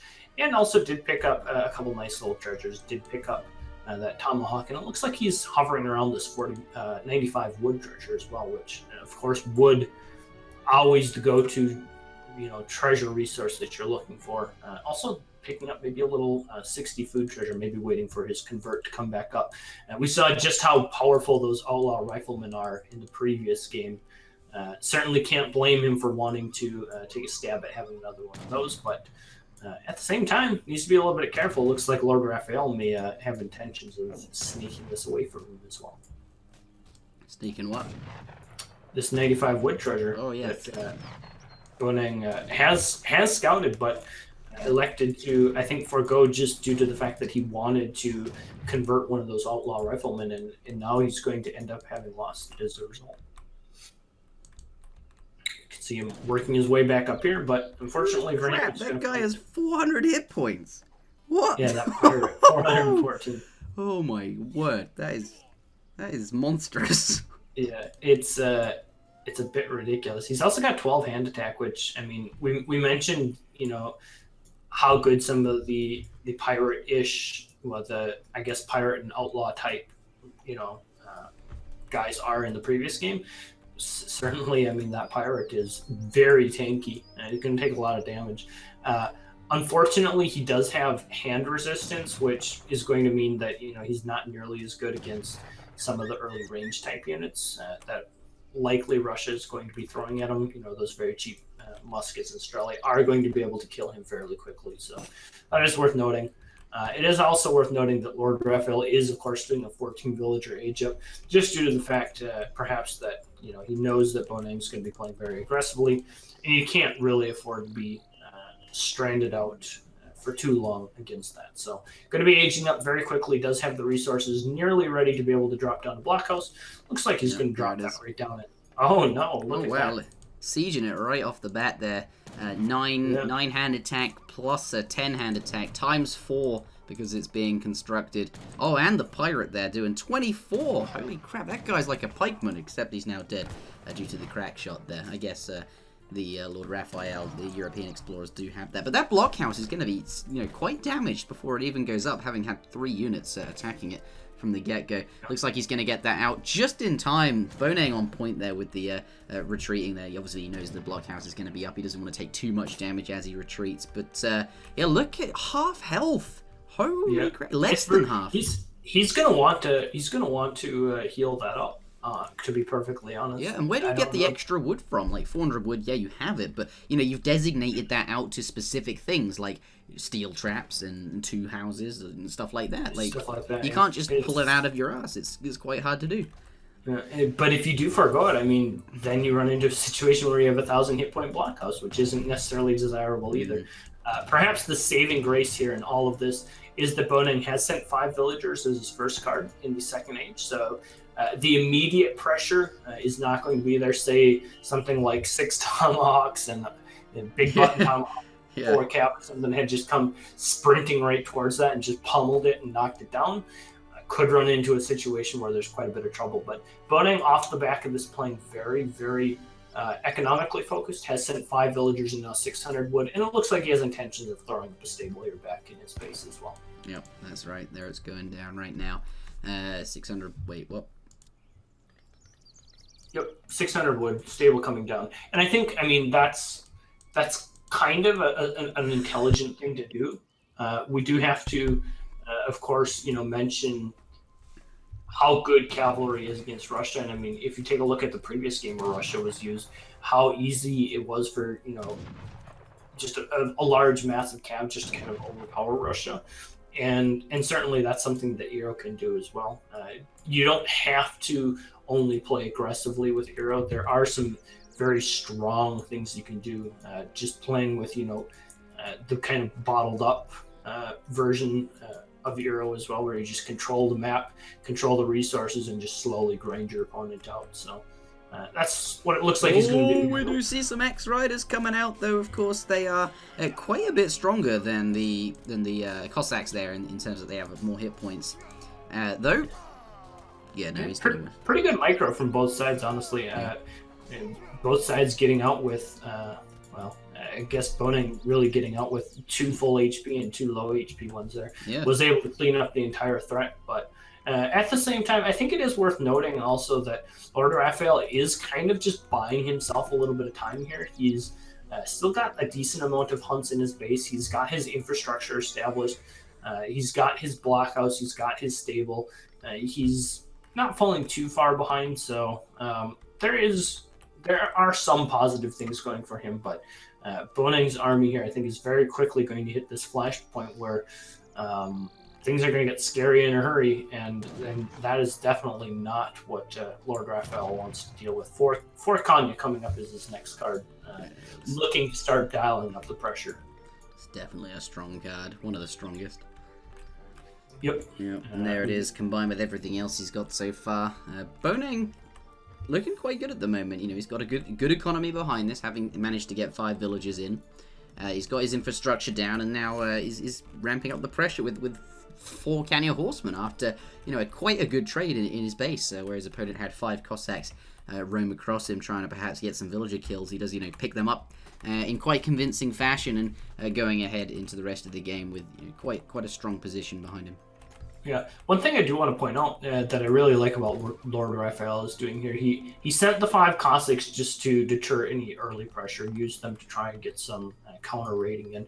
But now he's sent 700 wood. He's realized his opponent isn't playing super aggressively, and he's using that just to build more infrastructure and make it more difficult for the Eero player to push in. We can see now Boneng starting to send stuff like 4 Kanya, 6 Tomahawk, likely 7 AN are going to be coming in soon. And so what LordRaphael is trying to do now is just make it as difficult as possible to push in. And so if you take a look at where he's centralizing his economy, we can see he's got this hunt in the back of his base. Yep. He's got these 2 blockhouses covering a coin lane and some remaining hunt, along with all the trees he will ever really need. He doesn't really need the south side of his base all that much at all. No, that's true. There's not a lot there. He's making the where the resources are left on his base, where the Euro player is going to be wanting to apply pressure, the most difficult portion to push into here by adding in this other blockhouse. And I really like that adaptation from him there. Yeah, but equally though, has almost all of his cavalry on the other side of the map there. Looks like he's going to pick up a villager, perhaps some more. They're passing past the market. They're quite the number of villagers going to get caught. But at the same time, Boneng has quite the army nearby, and there really aren't very many defending units nearby. Fortunately, it doesn't matter though, because he's going to be sending his cavalry back with good reason to counter up these Cossacks. Quite the number of more Cossacks than there are, Khanias than there are Cossacks, and as a result of that, it looks like Russia not going to get such a favourable trade here. Having said that, though, there's 4 on the north side there that's going to escape quite easily. Perhaps not as bad as I was making it. And it still certainly wasn't that great. I mean, if you take a look at the military populations after that fight, when the dust settles, 41 versus 24. Russia typically likes to be ahead in military population, and at this point, he's really starting to kind of fall behind. But he does have the 2 blockhouses, can train quite a few units here. Perhaps just holding off on military production because he's not really sure what he's going to need in this big fight. That's something that's worth mentioning as well. So I don't know. In queue right now is replacing the Cossacks he lost. There's a couple Cossacks in queue here, but let's take a look at this game objectively. Boneng all this time has had that 5 villager shipment working. He's ahead economically. Yes, he doesn't have quite as good market upgrades, but but LordRaphael has got steel traps, so his market upgrades aren't quite as good, but he does have more villagers, and has been sitting with more villagers and more military units. Yeah, and this is just kind of the grind you out aspect of Euro as well, right? That I mentioned earlier. Eventually, the resources just run out in the Russian player's base, and he needs to make a move to secure more resources. And the long game that Euro's been playing, where he's just continued to secure the map and continue to win these little trades with the cav fights and stuff like that, he's just able to completely bottle up his opponent, and his opponent runs out of resources and just kind of falls over and dies. Now there is kind of a power spike coming out here for LordRaphael. He has sent Boyars. He does have quite a few Strelly. He does have fairly a decent count of Cossacks as well. So definitely a good upgrade for him to be sending right now. And he's definitely going to need it, because we can see in his base very quickly going to be out of hunts, and then he's going to try and secure this location, which is pretty far out outside of his base. And I mean, we can see 1 villager going out there right now. Maybe he can cheesily herd it back towards him, and then he's not going to have to control that position as much. It's not the best shot. They do go off at a funny angle, but the closer he can get that to that blockhouse, the better, really. But as you're mentioning, this is rather awkward and quite far away. So maybe it's not. Yeah, that is true. Maybe it's not that. And that's quite an awkward position to get to because of the trees in the way and the river. You have to really go around. Yep, he does have that. Perhaps he's got a little bit of the long game secured here. It's worth pointing out that Russia is Russia, and their economic bonus is actually, as time passes, they do just get more and more villages than any other civilization, because they have access to every time a batch of 3 vills train, you've actually accumulated an extra villager compared to what any other civilization could get if they trained 3 villagers because they train faster. They train faster, and they are at the end of the day slightly cheaper as well. I mean, it's 270 for a batch of 3 versus 100 for all other civs, so they're slightly cheaper, and they do train slightly faster. There is the caveat, of course, that you have to train them in blocks of 3 with that very awkward 270 resources sunk in at a time. So it's not all fun and games when it comes to making villagers with Russia, but as you mentioned, the longer the game goes, and certainly long age 2 fights do tend to favor Russia just because of their efficiency for trading and that extra little villager bonus that you mentioned. It does add up over time. So I also like the fact that LordRaphael just continuing to gear up for a long age 2 fight, has sent 13 Strelly now, continuing just to camp behind these blockhouses here. And But is that really going to be, Boneng waiting to grind him out, as you're saying, LordRaphael waiting behind these blockhouses. But, that's good for Raphael. That's exactly what he wants to do at this point. Boneng, is he gonna find success waiting here when his opponent does have access to these hunts for perhaps another 5 minutes? Yeah, no, and I think this is the point where Boneng needs to make a decision as to he either needs to commit to a fight with his next power spike, whether that's like some sort of infantry upgrade or something like that, or else he just needs to pull the trigger and age up so that he has veterancy upgrades, access to the shadow tech units, stuff like that. He's definitely going to be the one making the decision, because LordRaphael is just going to sit here underneath these 2 blockhouses with upgraded cheap Russia units, hoping that he can get a good fight, versus Boneng, who is kind of the one that's on the point of what do I need to do to improve my position. So Boneng here, is laying down a trading post. He's going to get an economic advantage out of that, which, LordRaphael simply does not have access to. So there is certainly that. It certainly has some very strong units with, the next upgrade here, infantry attack. Perhaps, now he will commit to a fight now that has arrived for Boneng, or perhaps he's going to just continue to sit here as he has been doing. But, worth pointing out, Raphael now at the first point in this game, ahead in villager count, 43 villagers. He has better upgrades because, Russia has access to steel traps, which Boneng does not. And, I'm just going to reiterate what you said. Cheap Russian units that are very efficient.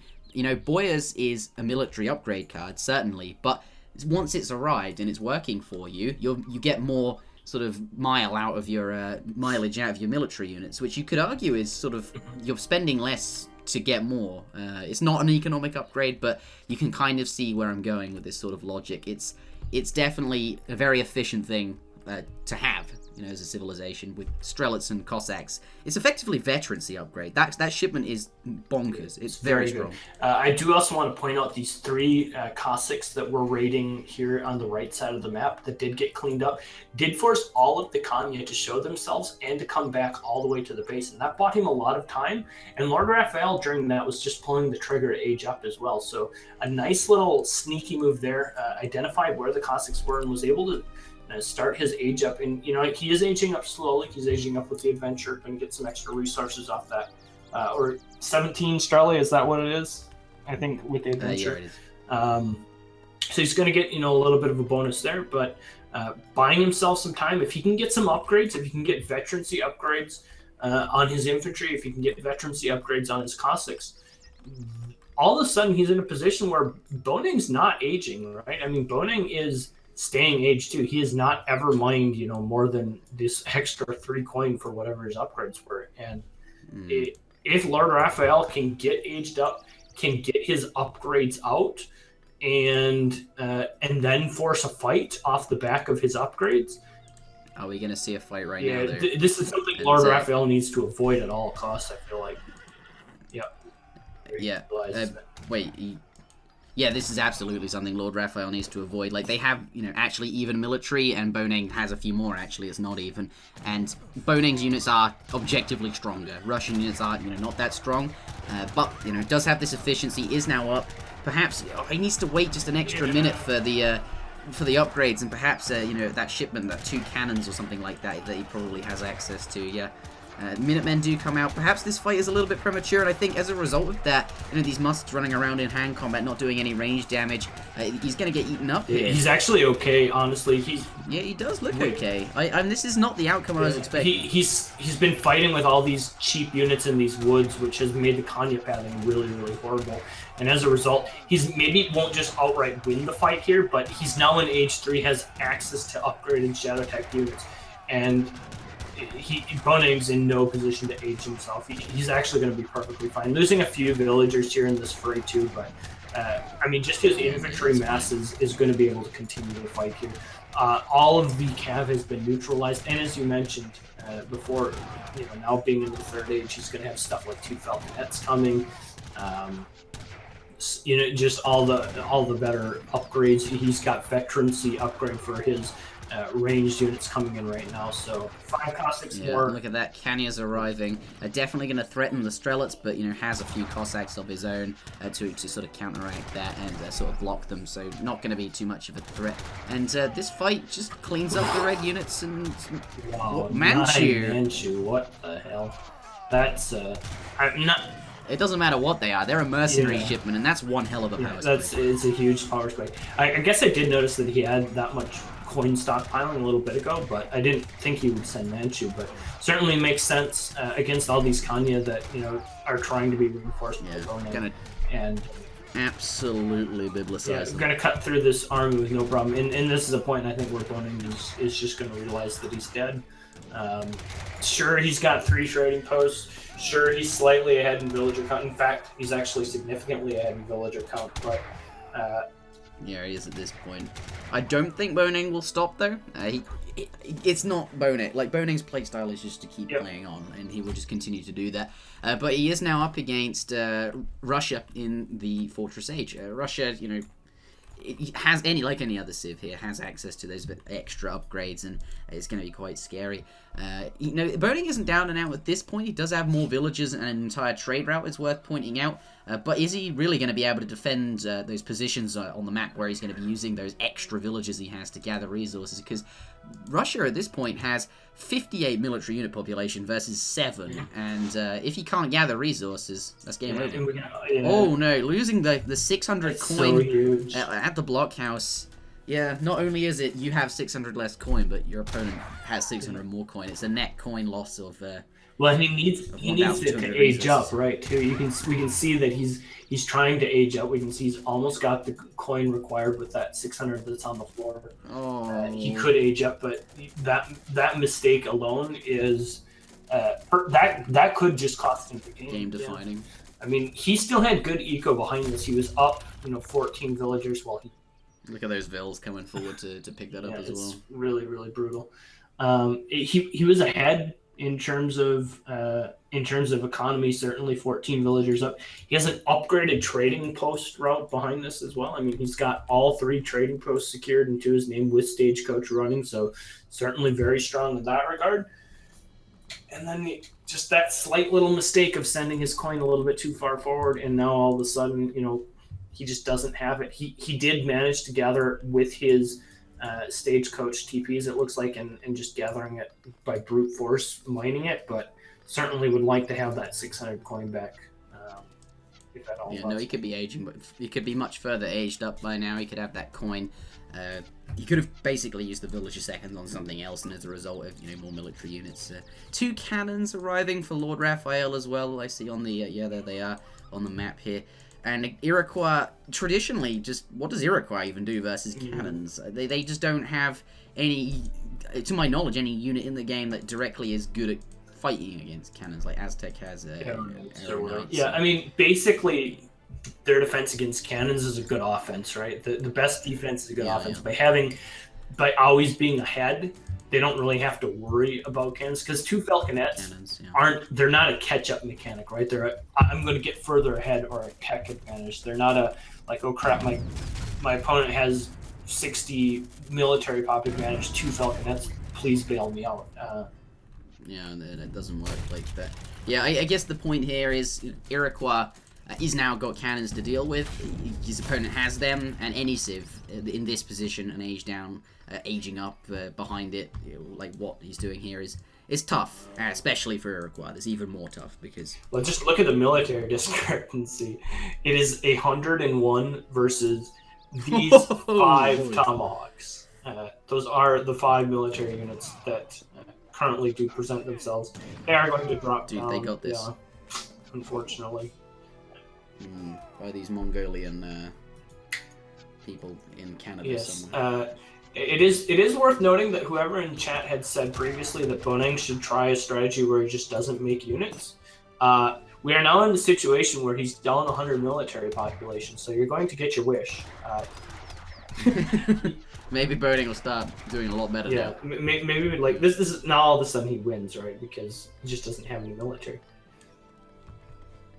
That's exactly how the game works. Definitely in a tricky spot. And I do like that LordRaphael has been very keen to clean up all of the infrastructure and stuff that was up to the north side of the map, giving himself these resources that are, you know, fairly scarce towards his side of the base, going to be allowing him to just secure that top side of the map. And ooh, even look at this, a couple of Pritchniks out.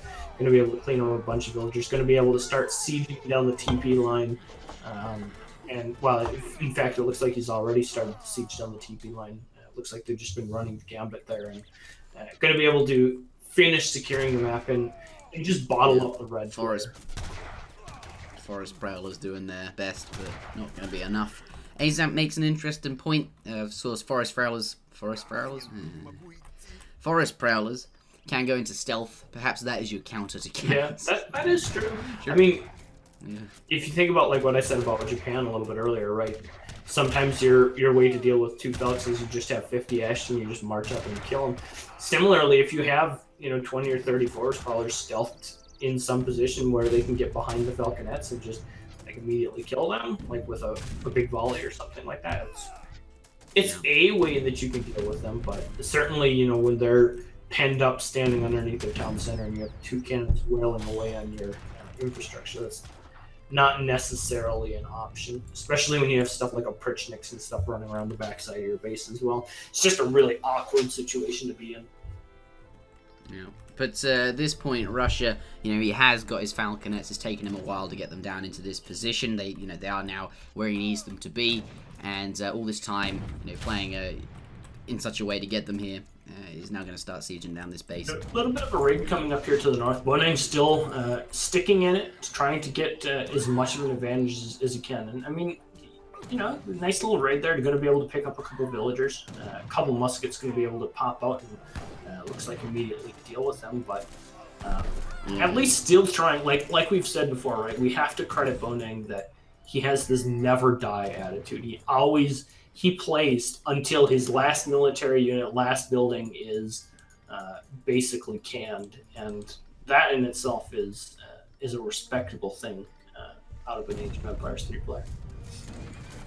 Yep. Let's see how he worms his way out of this one, though. He does have 50 military in a population, which is, 100% larger than that 5 that he had earlier. In fact, it's 500% large. It's much bigger than big. It's 100 times bigger. Wait, 10 times. Who knows? It's bigger. He's got more units here. Is it going to be enough, though? Those cannons are quite well defended. He's going to have to find a way to get rid of those. The attack dance is now active. It's going to be so tough. I mean, just look at the positioning of what LordRaphael is doing with his army. He realizes that there's really no answer to those two Falconets that are currently sieging the red TC. And as long as he just keeps them safe with his remaining Manchu and Musketeers, Boneng's going to have to put himself in an awkward position to try and deal with it. And honestly, what Boneng's doing here is probably the right thing to do. Just offer a base trade.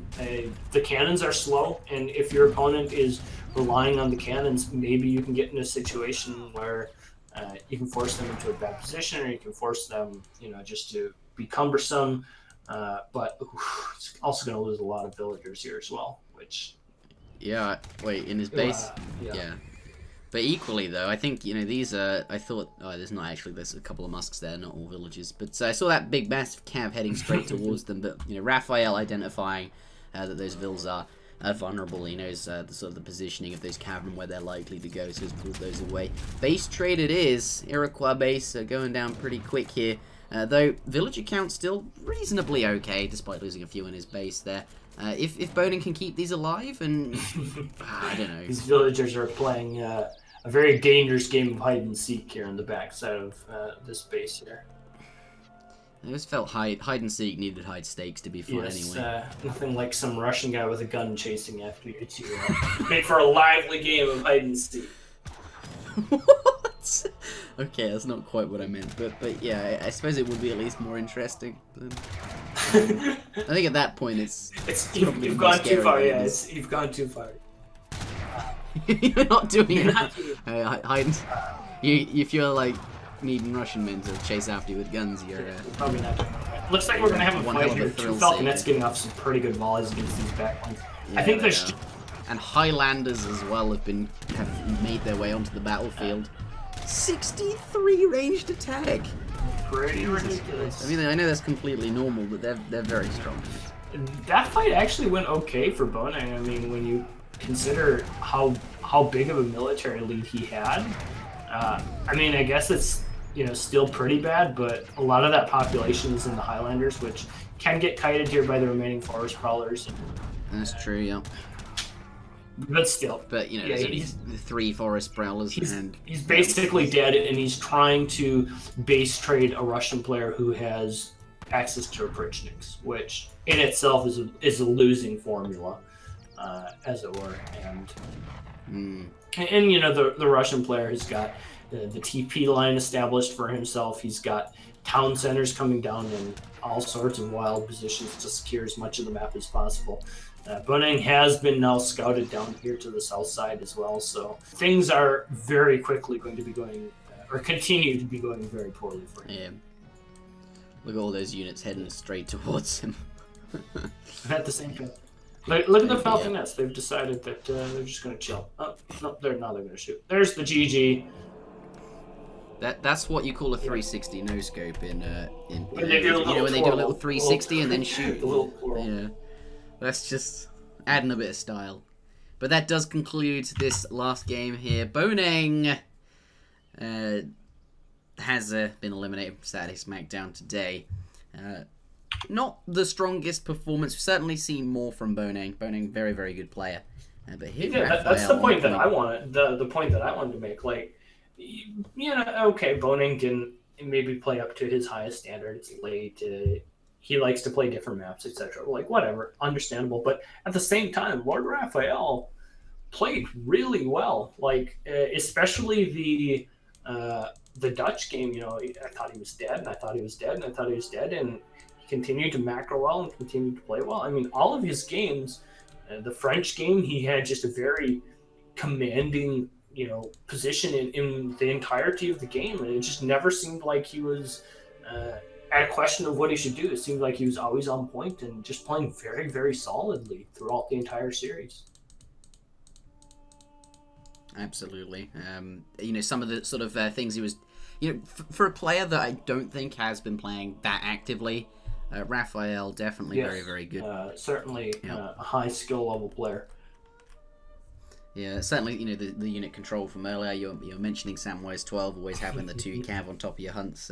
We're seeing Raphael, being able to be in lots of different places all at once, be exactly where he needed to on the map, switching his unit's attack stance into cover mode, all of these small things, and just some very good responses as well to what his opponent was doing, and ultimately some good games.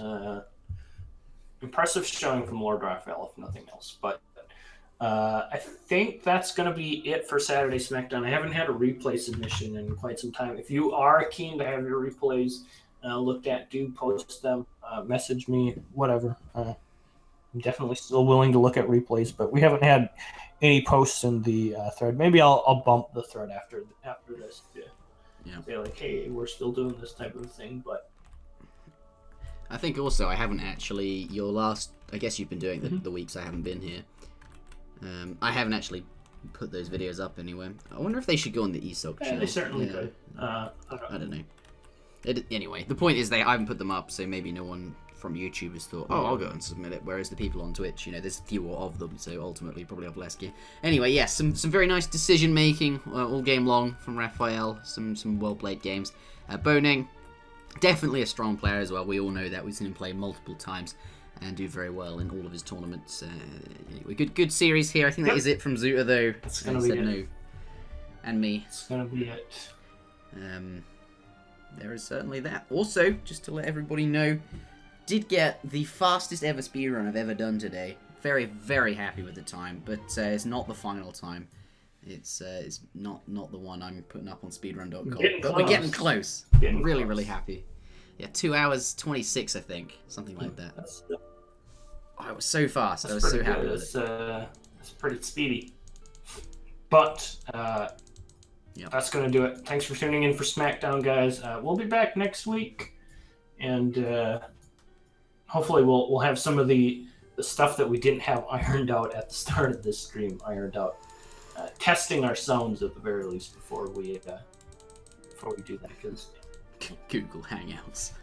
Yep. All right. Thanks for tuning in, guys. We'll be back next week. Peace out. Take care.